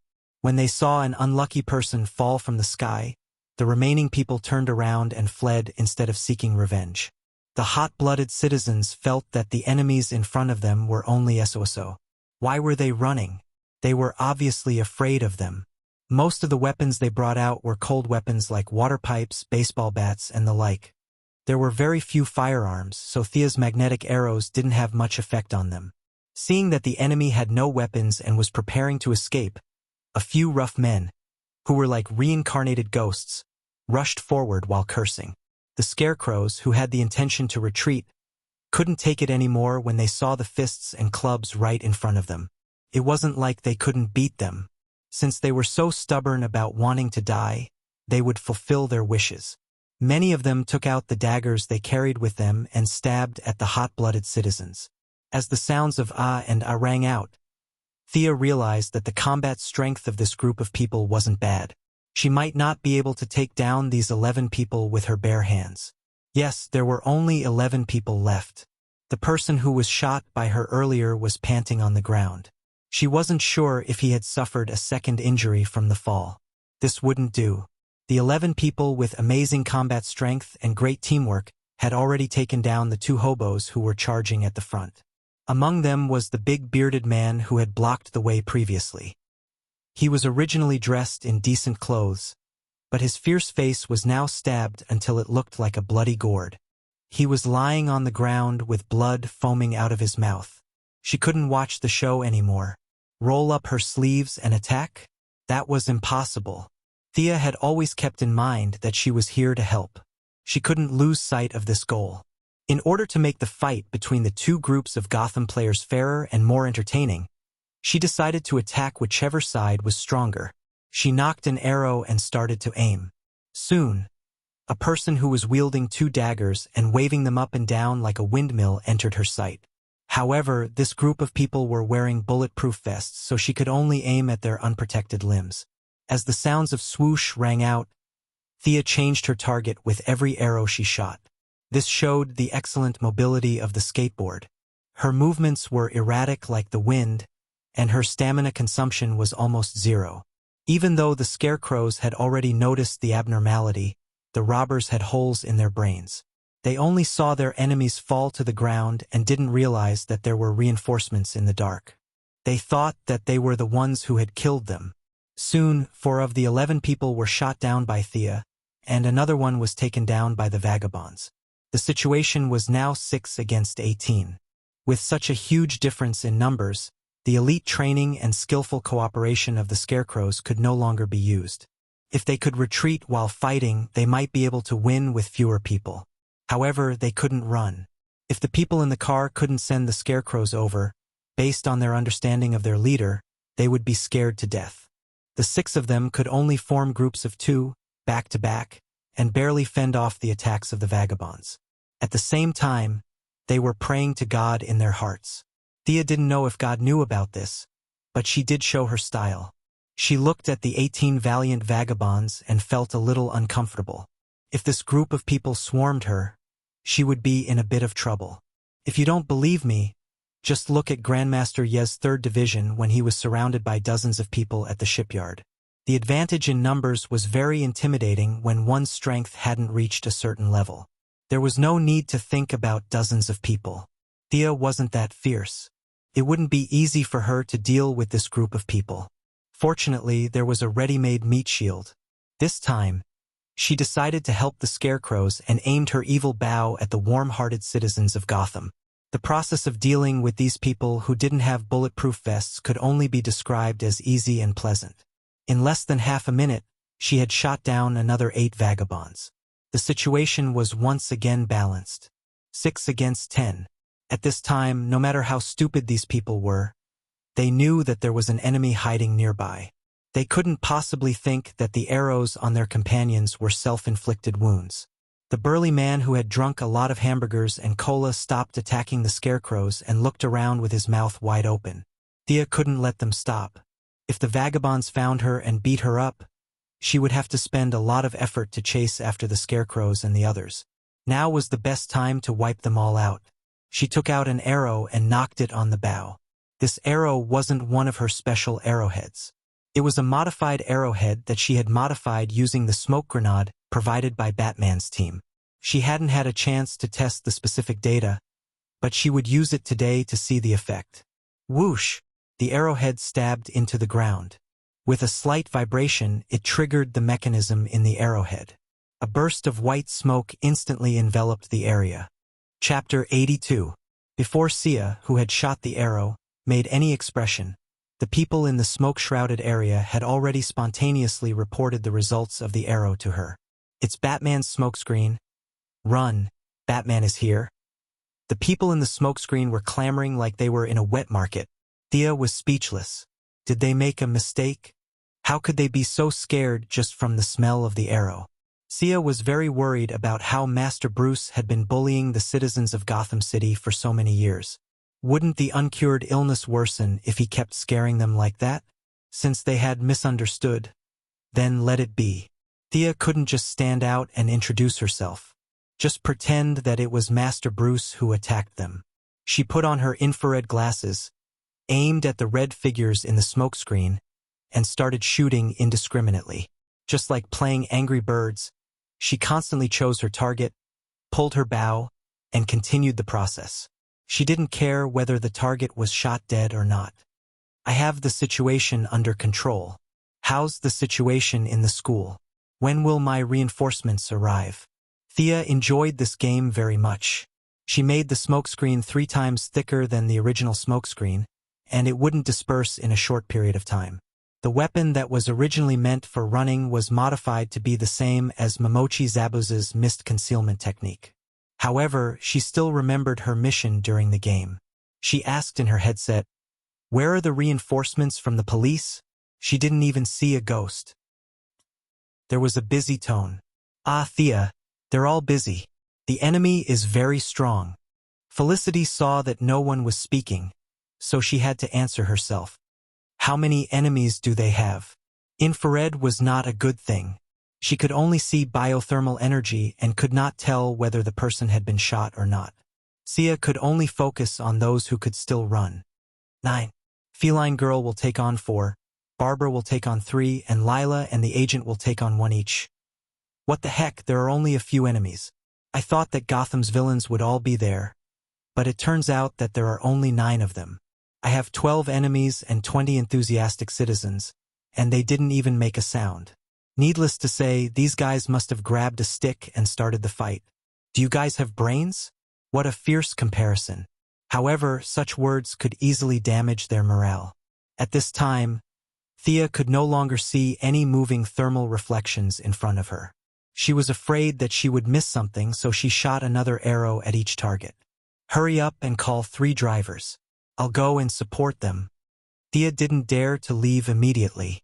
What if she met a person with a tenacious vitality or a heart that was on the right side? What if the person pretended to be dead on the ground and happily pulled the people away after seeing her fly away? Wouldn't her efforts be in vain? You're pretty fast. Phew, we're almost done. Catwoman said in the communication channel while panting. Since you said so, I'm not in a hurry to go over. Thea was also a little tired. In less than 5 minutes, she had shot 90 arrows in one go. This was different from shooting dead targets. These people knew how to dodge and run. Furthermore, she couldn't tell who was wearing a bulletproof vest and who wasn't. She could only aim at their limbs. The smoke hadn't completely dispersed, so she didn't know how her results were. Thea didn't just rest. She flew onto the skateboard and circled around a few cars. Among the crowd, she found the figure of a skinny, black-haired man. "Hey guys, I saw Robin. He's sleeping very soundly." "That's great. Thank you, Thea." Barbara was relieved when she heard that her boyfriend was fine. She was in a good mood and her potential was unleashed. She finished off an opponent in a few punches and kicks. Just as Thea was thinking about whether to wake Robin up or tie him to the skateboard while unconscious, the Gotham police arrived. Although she only called 3 of them, they were still very enthusiastic. More than 10 of them came, led by Gordon himself. They were all wearing GCPD bulletproof vests and carrying submachine guns. As the smoke gradually dispersed, the tragic scene appeared in front of everyone's eyes. The originally black asphalt road was now stained red with blood. More than 30 people were lying on the road that was less than 100 meters long. They were all wearing military uniforms and had pieces of cloth hanging from their necks. There were all kinds of people, but they all had one thing in common. They were all pierced with arrows. Some had 3 or 4 arrows, while the others had at least 2. The entire area didn't look like a modern road. It looked like they had returned to an ancient battlefield, where a group of English longbowmen had shot a rain of arrows across the distance of time. Many people were nailed to the ground by Thea's 4 limbs. Their hands and feet were nailed to the ground. Originally, this wasn't a big deal. They just needed to bandage their wounds. However, in the chaos of the crowd, this kind of damage was magnified to the extreme. Many people were pinned to the ground by arrows. After being pushed and shoved by the crowd, the metal arrowheads cut off their hands and feet. What wasn't a serious injury became a crippling wound. Ugh! 2 young police officers were dizzy from the scene of broken limbs and the thick smell of blood. They ran to the side and vomited under the sympathetic gaze of their companions. Gordon was not as ignorant as the young man.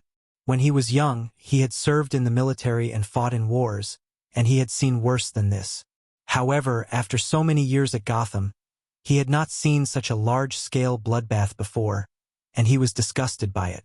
Just as he was about to order his subordinates to check if there were any survivors, he unexpectedly found that these people were all injured in their limbs. This made him feel that this lady was really a good person. The scene was so tragic, but there wasn't a single person who died. As for the missing limbs, this was a problem for the disabled to consider. The police chief didn't need to worry about it. These people were all bad people. If they were disabled, it would only be good for society. If he couldn't bear to see them like this, he could organize the police department to donate more money to the Disabled Association. Cuff them all. Gordon waved his hand and ordered his subordinates to clean up the mess. Chief, this person has no arms, we can't cuff them. One of the police officers looked at the disabled person in front of him and realized that the problem he encountered was not taught in the police academy. This criminal had no arms, what should he do? He could only ask for help from the old chief, who was known as the Evergreen of Gotham. The old chief had a lot of experience. Cuff them together with the others who are missing arms. We can't lose both arms, right? Good idea. A few of the police officers who encountered the same problem but didn't dare to say anything were impressed by the courage of their companions. They cuffed the disabled people together in pairs. Chief, I'll leave this to you. I'll go over there to help. Thea informed Gordon and hurriedly flew to the school campus. She still wanted to settle the score with the Scarecrow. She wouldn't let anyone go, but this guy must die. Did she do all this alone? Seems like it. She's really vicious. The police officers didn't recognize Thea. Moreover, she was wearing a mask and had a voice changer on. When they saw her flying away with a murderous aura, their faces were a little pale.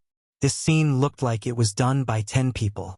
One person could do so much damage. How vicious was this person usually? Chapter 83.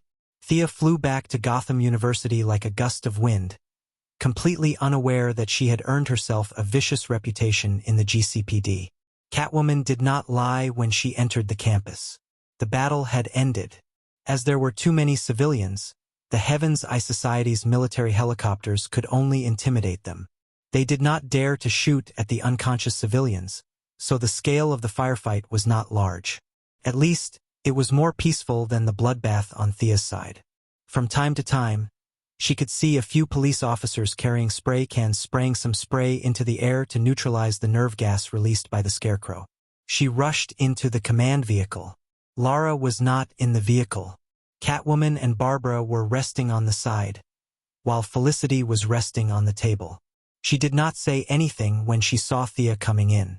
She just waved her hand listlessly. Did you find the Scarecrow?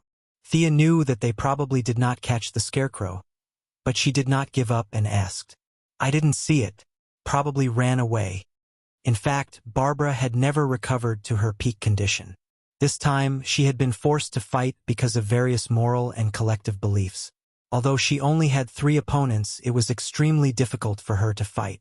There was a cut on each of her shoulders and arms. Although it had been bandaged, one could still see that blood was constantly seeping out, which showed how deep the wound was. After answering Thea's question, she asked another question that concerned her the most. Robin didn't come back with you? Don't worry, I came back first. They will be here soon. Director Gordon is keeping an eye on them. Even if the old director was not satisfied with his son-in-law, he would not kill him while he was unconscious, right? Hearing that her boyfriend was by her father's side, Barbara was completely relieved. She nodded and did not say anything else. Thea moved closer to Catwoman and said softly, Hey, what have you been busy with recently? Primitive accumulation of capital. Catwoman said elegantly. His words sound so different from the rest. It seems like I'm not the only one who has designs on Gotham's rich families.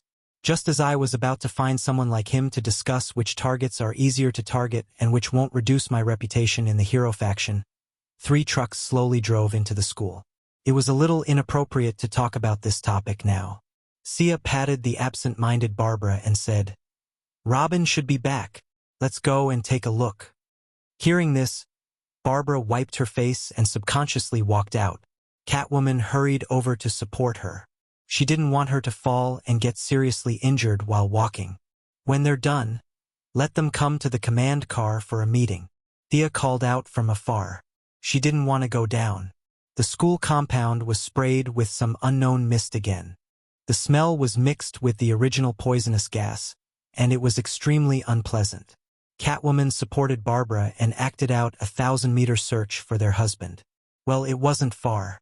The 2 of them didn't walk far before they saw Robin, who had barely regained consciousness, sitting on the ground in a daze. The usually capable young man was sitting there in a daze. His physique was stronger than the girl's, and Director Gordon was the first to inject him with the antidote. He could be said to be the first to wake up other than the few people Thea saved, although he didn't want to be the first to embarrass himself. When he saw Barbara rush over, he subconsciously hugged her. When he heard his girlfriend describe the bizarre events of the night, he felt ashamed. He didn't do anything, and instead became a burden. This made him, who had a strong self-esteem, a little unable to accept it. Catwoman saw the 2 of them together, and naturally, she couldn't go up to them.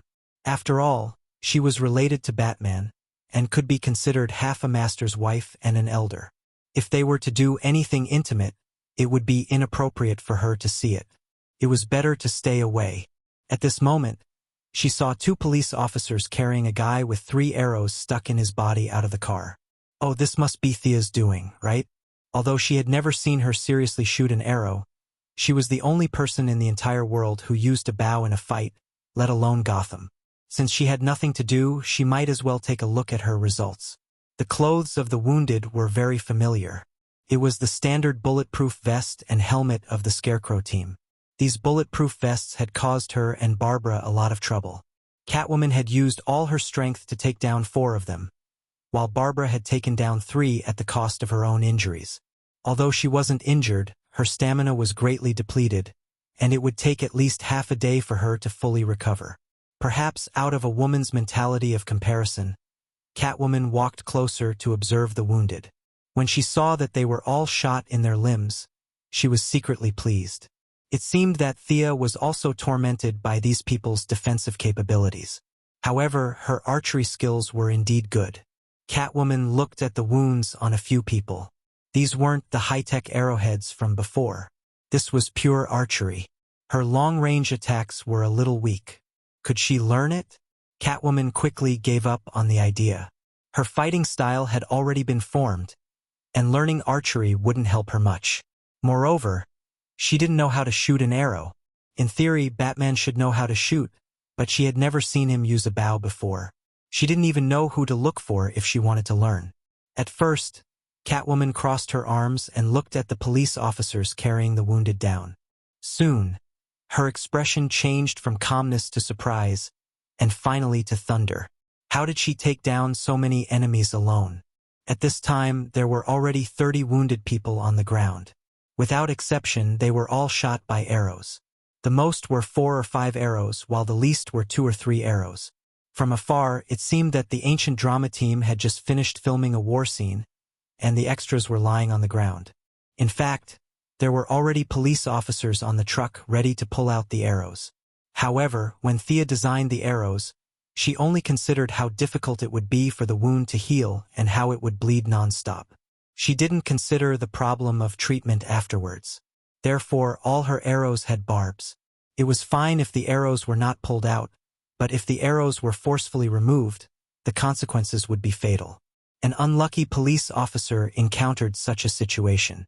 The wound that was originally the size of a finger was forcefully pulled out, and it became a hole as thick as an arm. Blood gushed out like a fountain. Fortunately, Gotham Police Academy's teaching was excellent. Using the little first aid knowledge he had learned, he found a rag to plug the wound. Only then did he barely keep the criminal alive.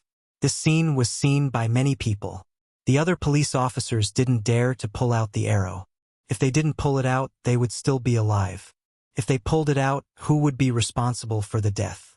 Although the police officers had a quota of not being guilty of killing a few people every year, they didn't want to waste it here.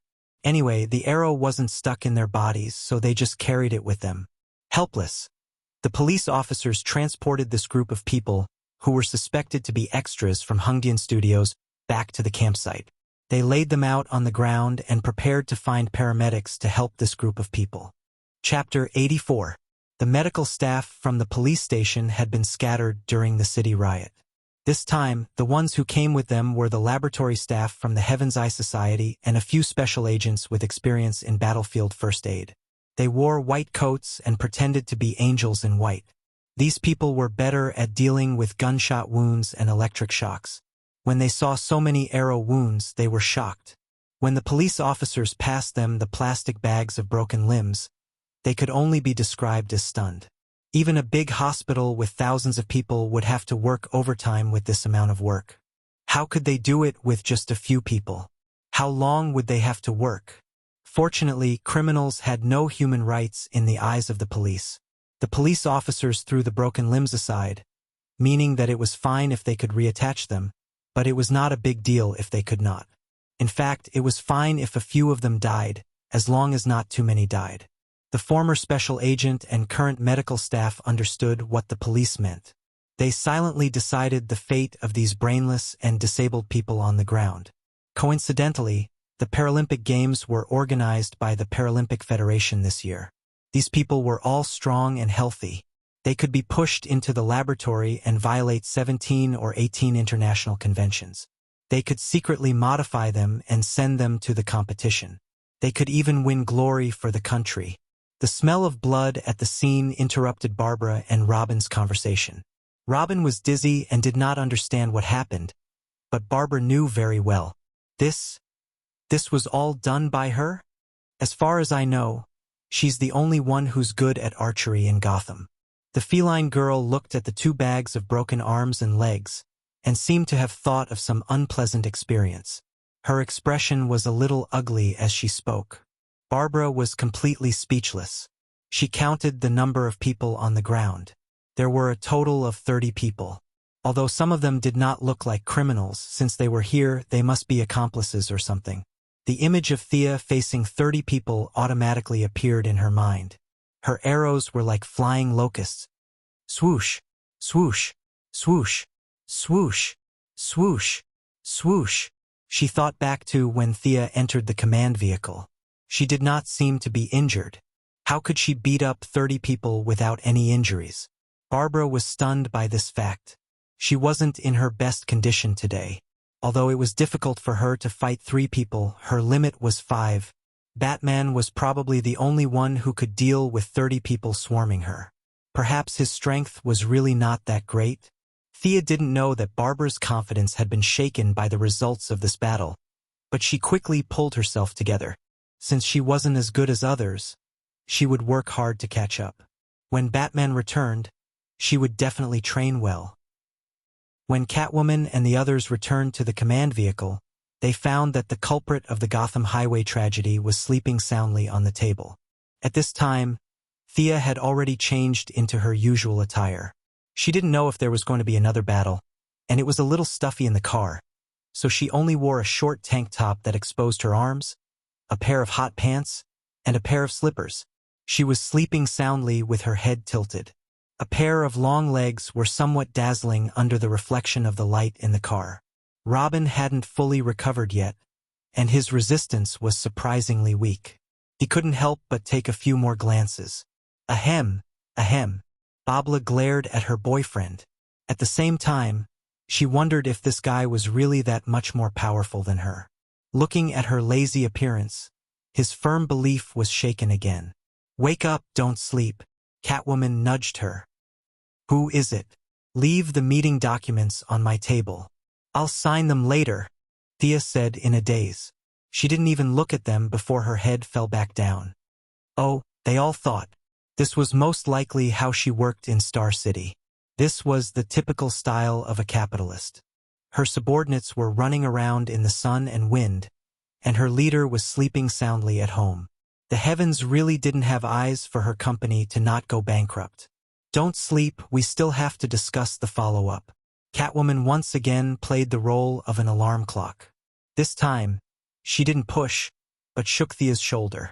At this time, Thea had just dreamt of wearing the anti-Hulk armor, punching Superman, stepping on Neptune, and shocking the Justice League. Suddenly, she felt the ground shake. After a while, she realized that it wasn't an earthquake, but someone was shaking her. Selina, stop messing around. Thea rubbed her eyes and looked at them listlessly. Tell me. Before she could finish, she suddenly saw Robin. Only then did she realize that there was a man here. She didn't wear many clothes, so didn't he see her naked? Previously, the team was mostly made up of women. The old director was so old that he was automatically excluded from the men's team.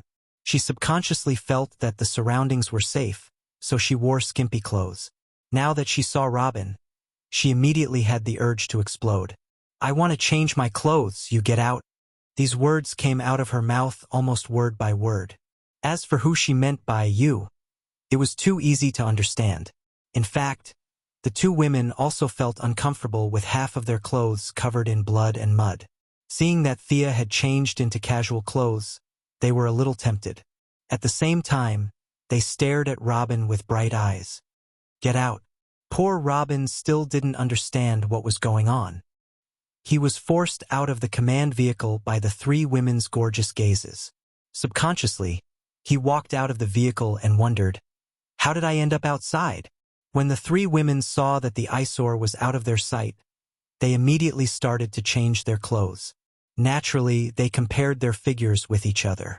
Everyone was changing their clothes as if nothing had happened. But in fact, their eyes were focused on the other two. Her skin is so good.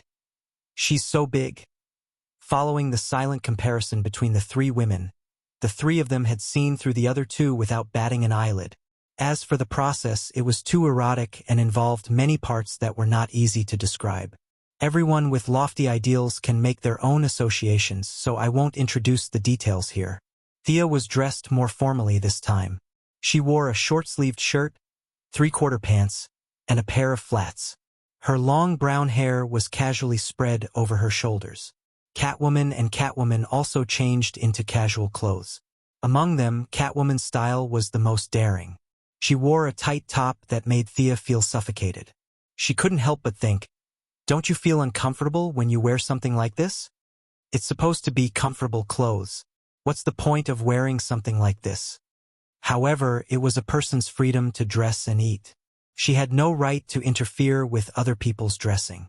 She sighed and took out her phone to contact the old director, Lara, and the others. She also called Felicity, who felt uncomfortable sleeping here and went to another RV to rest. They came quickly. As they entered the RV, Robin, who had been acting as a security guard outside the door, felt that there was no danger, so he carefully followed them into the RV. Thea, the camp is still missing more than 100 people. The old director had been counting the number of people. When they recovered 1/3 of the city, there were a few hundred people living in the campus. Every day there were people moving in and out. It was hard to calculate the number, so the old director had to compare it 3 times to come up with this number. Chapter 85. Thea pondered for a moment and said to Felicity, check the surveillance cameras in the school and the surveillance cameras in the surrounding streets. It didn't take long for them to track them down. 3 trucks drove out of the campus at 3:15 p.m. last night. They passed by 6th Street and drove north. I couldn't see them after that. Felicity was still a little lethargic, but she still managed to find some clues. There were more than 100 people.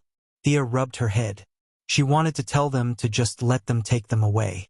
Maybe they invited them to dinner, but how could that be possible? If they kidnapped more than 100 people from her place, would they kidnap more people from other places as well? It was inevitable that they would kidnap her. The kidnappers were after something big, and she had no choice but to accept the challenge. She thought for a moment and said, first of all, Chief Gordon, Please send the elites of the police department to the last location to look for tire tracks, witnesses, and any other clues. Thea looked at the old chief. They were professionals in this field, and she didn't need to guide them. Next, please ask the researchers of the Heaven's Eye Society to test the substance in the gas masks. This substance should be able to absorb the nerve gas in the air and extract it. Then, it can be used to measure the concentration of nerve gas in the air. Along the way, it can be used to map out the escape route of the kidnappers. Although Lara didn't understand everything, she understood about 70% to 80% and nodded. Lastly, you guys, we caught a lot of criminals, so you should be able to get some clues. Thea looked at the 3 generals of Batman's family and friends. This was their traditional method of catching criminals and beating them to death in order to find clues. To be honest, Thea thought this method was stupid, but she still arranged it to give them something to do. Her words were very much in line with their intentions. They did not want to go to the streets or run around like fools with instruments. Interrogation by torture was very much in line with their usual style. Whips and daggers were ready-made. They were skilled and experienced. Hanging criminals up and beating them was the most suitable job for them. That's it then. Let's split up. Thea arranged their work and was ready to bury her head in the blanket and sleep after separating from them. She didn't know if she could continue her beautiful dream after being disturbed by Catwoman. Bang! The door of the command vehicle was abruptly pushed open. A tall black man with white hair ran in with a few steps. Who was this? Thea's first reaction was that her real identity had been exposed. Should she kill him or knock him out and kidnap him? But soon, she realized that the people in the car didn't seem surprised. This man didn't seem to be an enemy. Lucius, what's wrong? Chief Gordon didn't understand why this old man was here. When Thea heard the name, she immediately thought of Voldemort and the Death Eaters. But soon, she knew that this black man wouldn't take out his wand and cast a green light on her because she had seen this man's picture before. It wasn't a memory from the other world, but a picture she saw when she was working at Quinn Group. His name seemed to be Lucius Fox, the president or vice president of Wayne Group. They didn't know what had happened when they saw him rushing in. They were about to leave the car, but they stopped. James, something's wrong. You have to think of a way. The old man was out of breath. Felicity quickly handed him a glass of water. Thank you. The old man looked at the girl in front of him and realized that he didn't know her. But since it was urgent, he didn't have time to be polite. He grabbed the chief and ran out. Looking at the 2 old men who were almost 120 years old and looking like they were about to elope, Thea quickly stopped them. Excuse me, what happened? Can you tell me? She had just assigned the chief a task and now they were dragging him away. Wouldn't that make her lose face? Lucius realized that he didn't know this girl either. He was confused for a moment. Did I enter the wrong house because of my old age? He looked around the command vehicle and saw that he knew most of the people in the vehicle. This was strange. Chief Gordon had always been a steady person. To put it bluntly, he was not a quick-witted person. He could do things step by step very well, but whenever there was an unexpected situation, he would be dumbfounded. At this time, he did not think that he could provide much help to the old black man. On the contrary, he admired Sia's intelligence and resourcefulness. Lucius, what's going on? Don't worry, they're all trustworthy young people. Okay, even though I don't think you can help, I received news that Talia is going to hold a board meeting this morning to announce Bruce's disappearance. At the same time, she will confirm her son's right to inherit Bruce's shares. We really can't think of a way, so... The few people in the vehicle were silent when they heard the news. Lara and Felicity didn't care about the matter. They also knew that the child was indeed Batman's son, so there was no problem with the inheritance. Gordon, his daughter, and Robin also felt that this was someone else's family matter. As outsiders, it wasn't appropriate for them to interfere, and they had no legitimate reason to stop it. Talia was ruthless and didn't leave herself a way out. She used the Assassin League's intelligence network to spread the news that the child was Batman's. The idlers like Superman and the Martian Manhunter didn't find Bruce himself.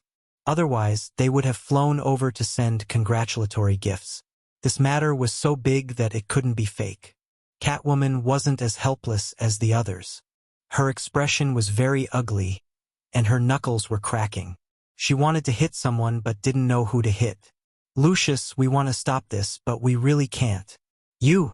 Chief Gordon didn't know what to say to his old friend. He forced himself to say a few words and couldn't continue. Let me interrupt. Don't you all want Talia's son to inherit his father's shares? Who's included in this? Thea saw that they all looked as if their father had died. She didn't want to care, but she was afraid that it would affect future operations, so she still asked. Lucius also knew that Talia's move was very vicious and almost incurable. He came to Gordon with the intention of making a last-ditch effort. But in the face of Thea's question, he replied, "Me and Alfred. Also, Selina will oppose it too. Catwoman would definitely oppose it. She couldn't wait to kill them with a big knife. This hatred was greater than the sky and deeper than the sea. Although she wasn't with Batman for money, she couldn't suppress her anger when she thought of a pile of money that originally belonged to her floating before her eyes and falling into someone else's pocket. Although Barbara didn't get along with her, she also made her position clear. Oppose. She took the lead in opposing, and Robin also changed from being neutral to opposing. I'm against it too, but our opposition is useless. Gordon also expressed his support for his old friend. Chapter 86. Since all of you are against it, what if Mr. Bruce comes back and agrees? Will he be angry that we made the decision for him? Sia saw that they were so aggressive, but she still asked, Master Bruce won't settle the score later, right? Do you have a solution? You don't have to worry about Bruce. He won't agree. Even if he agrees, he can't do anything if all of us oppose it. Lucius had been a CEO for many years and was good at reading people's expressions. When he saw that Thea was calm, he couldn't help but feel a glimmer of hope. As for Master Bruce settling the score later, he wasn't afraid at all.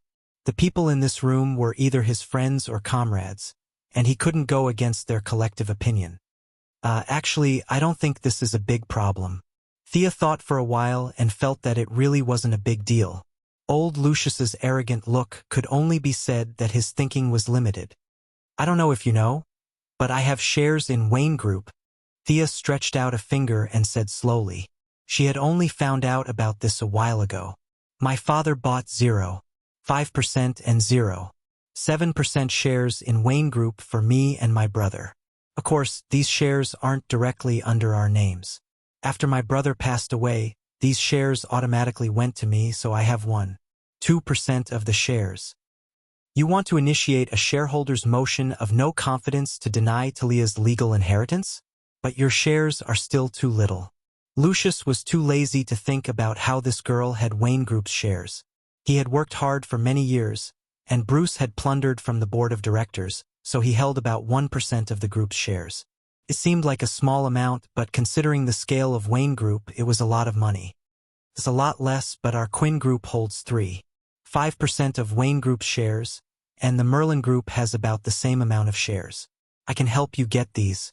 Mr. Lucius Fox, let me introduce myself. I'm Thea Quinn. The old man felt that the world was changing too fast. He took off his reading glasses and looked at the girl in front of him. He had never seen her before.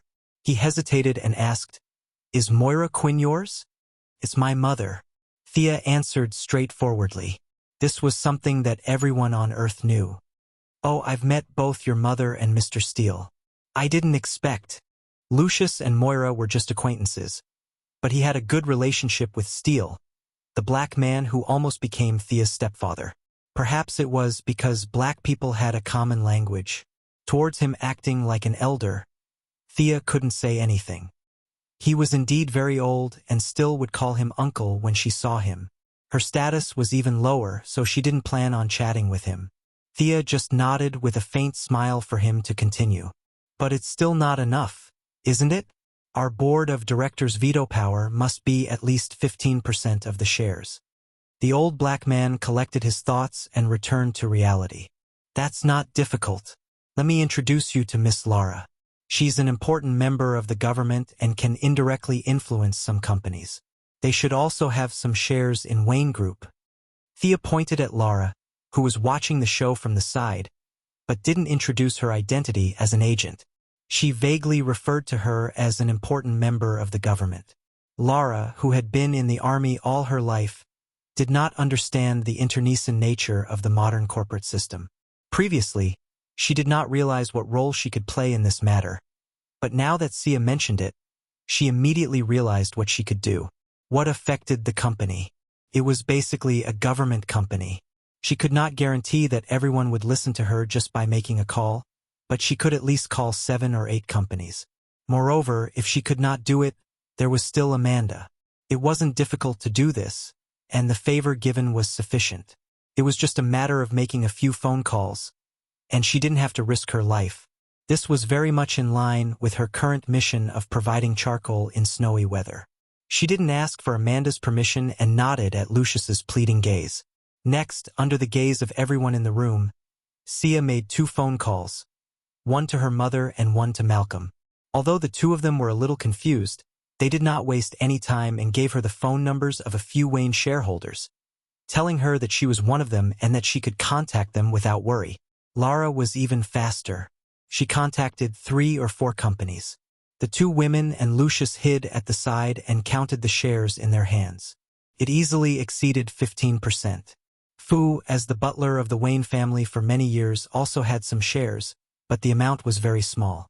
The few of them pieced together to complete the task. Mr. Lucius, you still need to raise the proposal. Our people are only responsible for supporting it. You have to understand that. Thea wrote 2 phone numbers to the old man and asked him to contact them himself.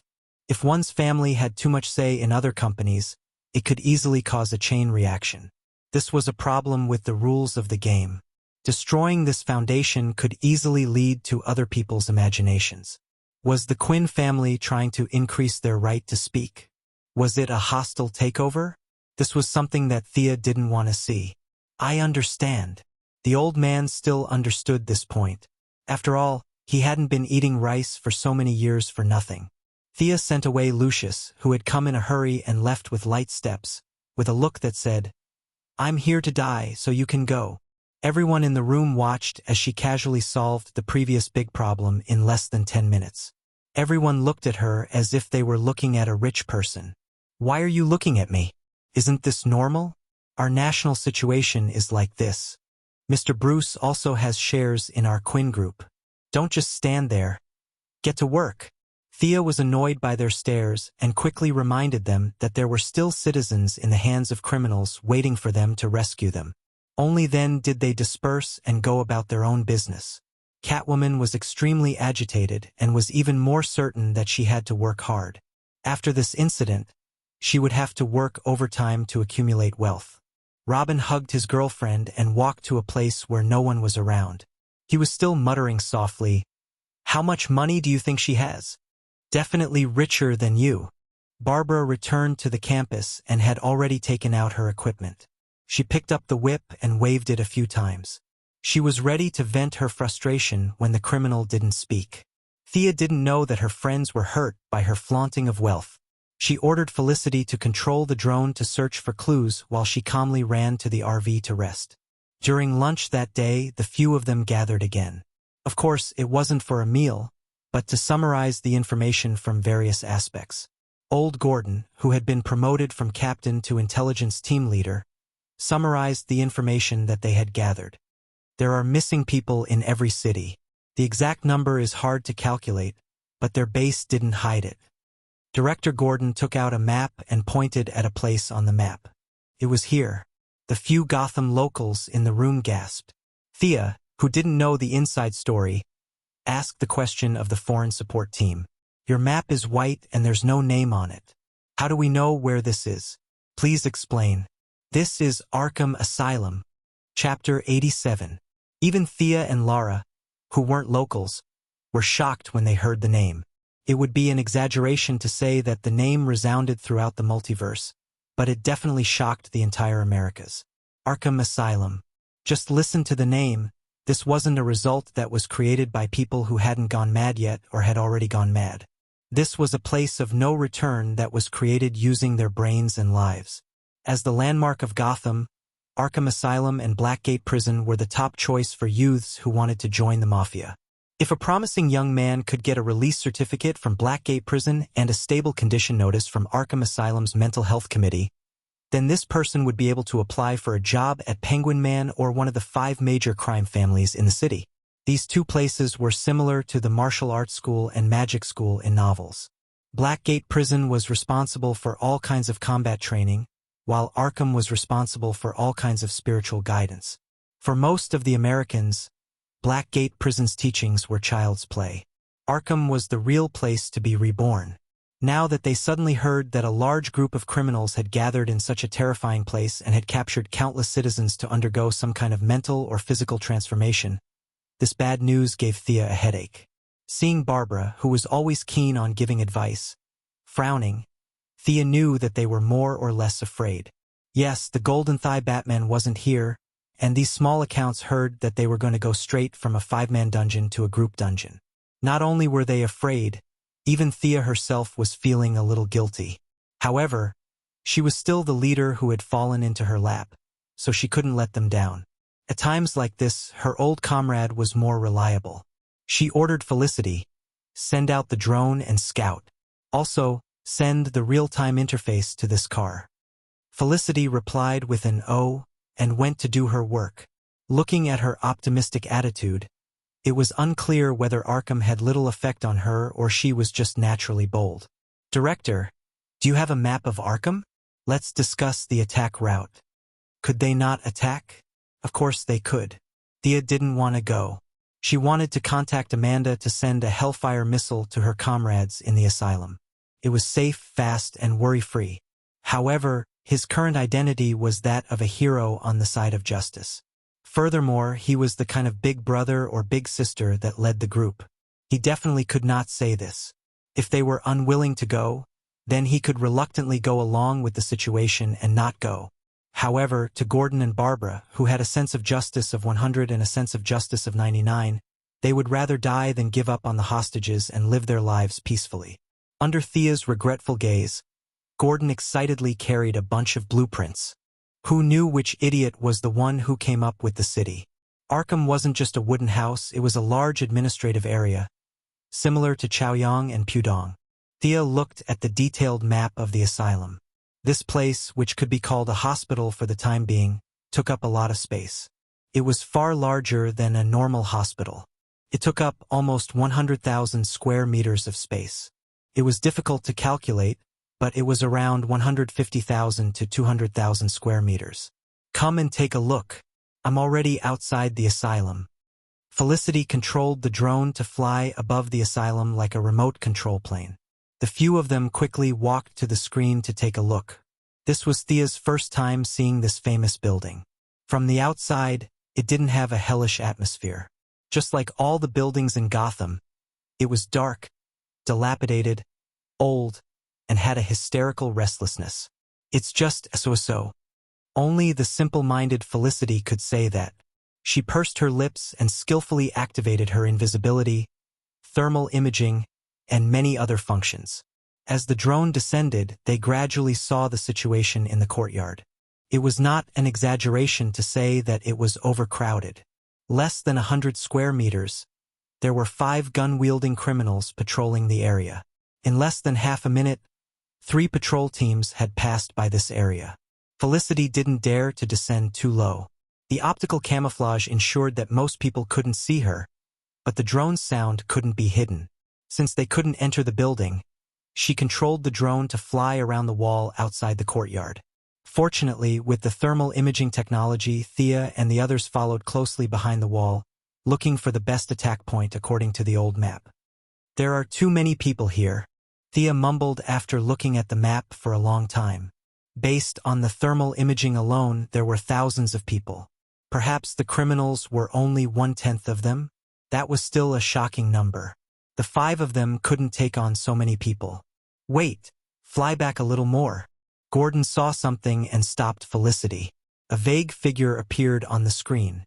The person was inside the building. The drone's camera was looking through the window, so the image was very blurry. Can you zoom in a little more? Gordon squinted for a long time but couldn't confirm it. It's the same if you zoom in. This is a commercial drone, not a military one. But we have other methods. This was developed by the Quinn Corporation for the Star City Police Department. Unfortunately, someone messed up our plan. Felicity opened the facial recognition software as she spoke. At the same time, she glanced at Catwoman. The Catgirl looked embarrassed and winked at him. Why do you keep bringing this up? Didn't we just let it go? The comparison on the computer was very fast. Soon, a clear headshot was found beside the blurry image. The similarity is 95%. This is the person. What a weird name. Oswald Copperfield. Felicity bit on her pen and looked at the results on the computer. She felt that the person looked weird and indescribable. The few locals in Gotham looked at each other. Their expressions were not good. They said in unison, "Penguin, continue to investigate." Thea didn't think that this guy was scary. He didn't have any superpowers, his fighting skills were ordinary, his height was tragic, and he even had a limp. What were they afraid of? Thea felt that she was bullying someone like him. As they continued to patrol in the sky, they had a rough idea of the outer guards. It was worth mentioning that there were not only the Scarecrow elites, but also many gang members. According to Gordon, they were all subordinates of Penguin. He had once unified Gotham's underground forces. Although it wasn't as powerful as before, he still had many loyal followers. Chapter 88. Just by looking at the periphery of the asylum, one could see that there were many different types of criminals here. There were elites in American equipment, hooligans in singlets and shorts holding axes, and many abnormal people who were foolishly laughing at the trees. Felicity turned on the thermal imaging system and operated the drone as if she was playing a game. She carefully avoided all heat sources and kept sending information to the command vehicle. Dang! The screen shook for a while. What did he bump into? Before they could understand what was going on, a man in armor that looked like a spacesuit appeared in front of the camera. He was holding a huge gun that looked like it came straight out of a sci-fi movie. The strange man was stunned for a moment before he understood what was going on. He raised the weapon in his hand with a ferocious smile on his face. A thin mist was released and the signal in the command vehicle turned black. Freeze! 3 voices were heard at the same time. Felicity pouted and tossed the controller away, as though her favorite toy had been snatched away. She lay down lazily on the sofa beside her. Thea had a vague impression of this person.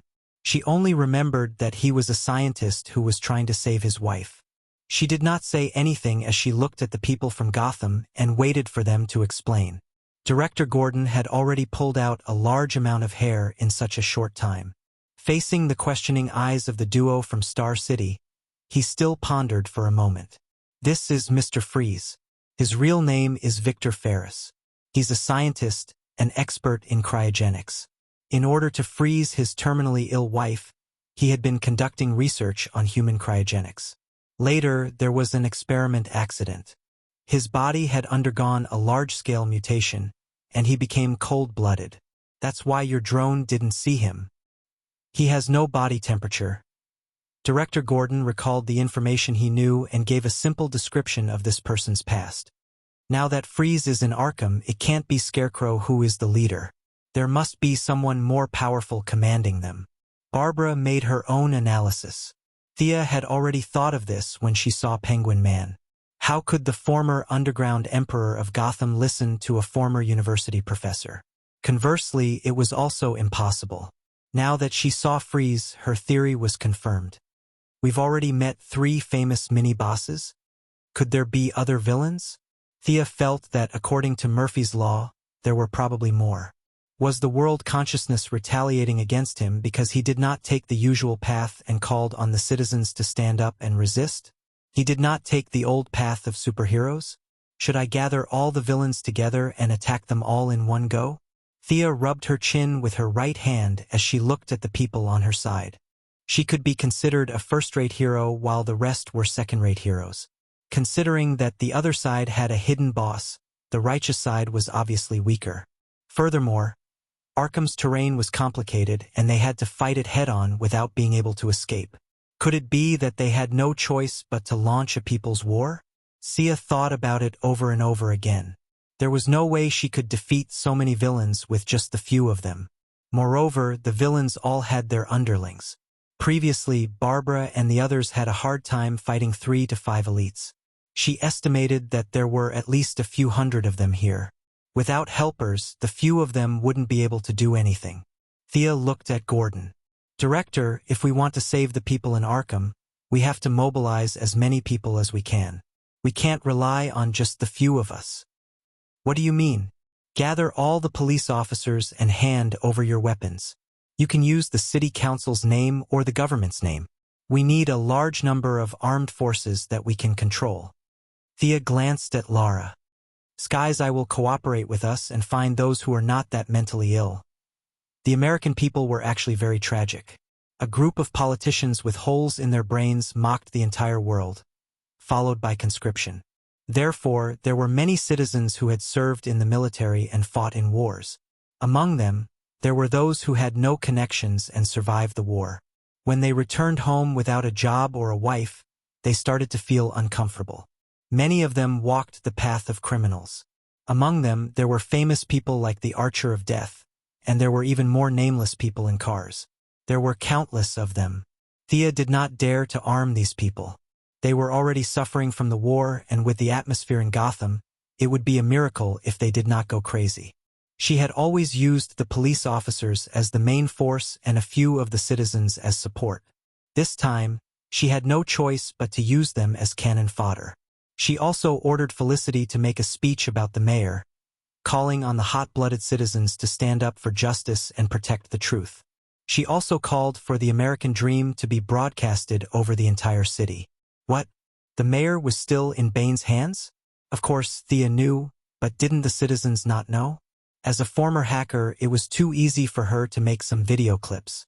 As for whether Bane would make use of the mayor to create a propaganda station, Felicity, who had control over many of Gotham's satellites, was not afraid. Even though Bane was known for his resourcefulness, his intelligence was more focused on plotting and scheming than on the internet. Thea believed that Felicity could take on 100 Banes on the internet. They did not have any objections to her bold and false propaganda. After all, the mayor was not a good person. Whether he was killed by Bane or impeached by the Senate, it had nothing to do with them. They could pull as many cannon fodder as they could, but the main force was still a little weak. Thea looked at Batman's friends and family. Can you find any more allies? Barbara and Robin were both newbies in the industry, and they were not as fresh as Thea. They both shook their heads, indicating that they only had each other and could not tolerate any outsiders. Catwoman was a little hesitant. I'll try to find a few friends, but the chances are not high. She was right. If she had friends all over the world, why would she invite Thea from so far away? Most of her friends were used, and almost none of them helped her. Thea nodded. She didn't have much hope for her so-called friends. She didn't have much hope for them. Seeing that the few of them went out to do their own things, Thea and Lara walked to the side. Miss Lara, thank you for your help. Without your help, I really don't know what to do. Lara could tell that she was just being polite. She smiled and did not say anything, waiting for her to continue. Does the Sky's Eye Society have any technological weapons that can make everyone in Arkham faint, like the poisonous gas last night? Thea really did not want to rush in and fight head-on. That would be too stupid.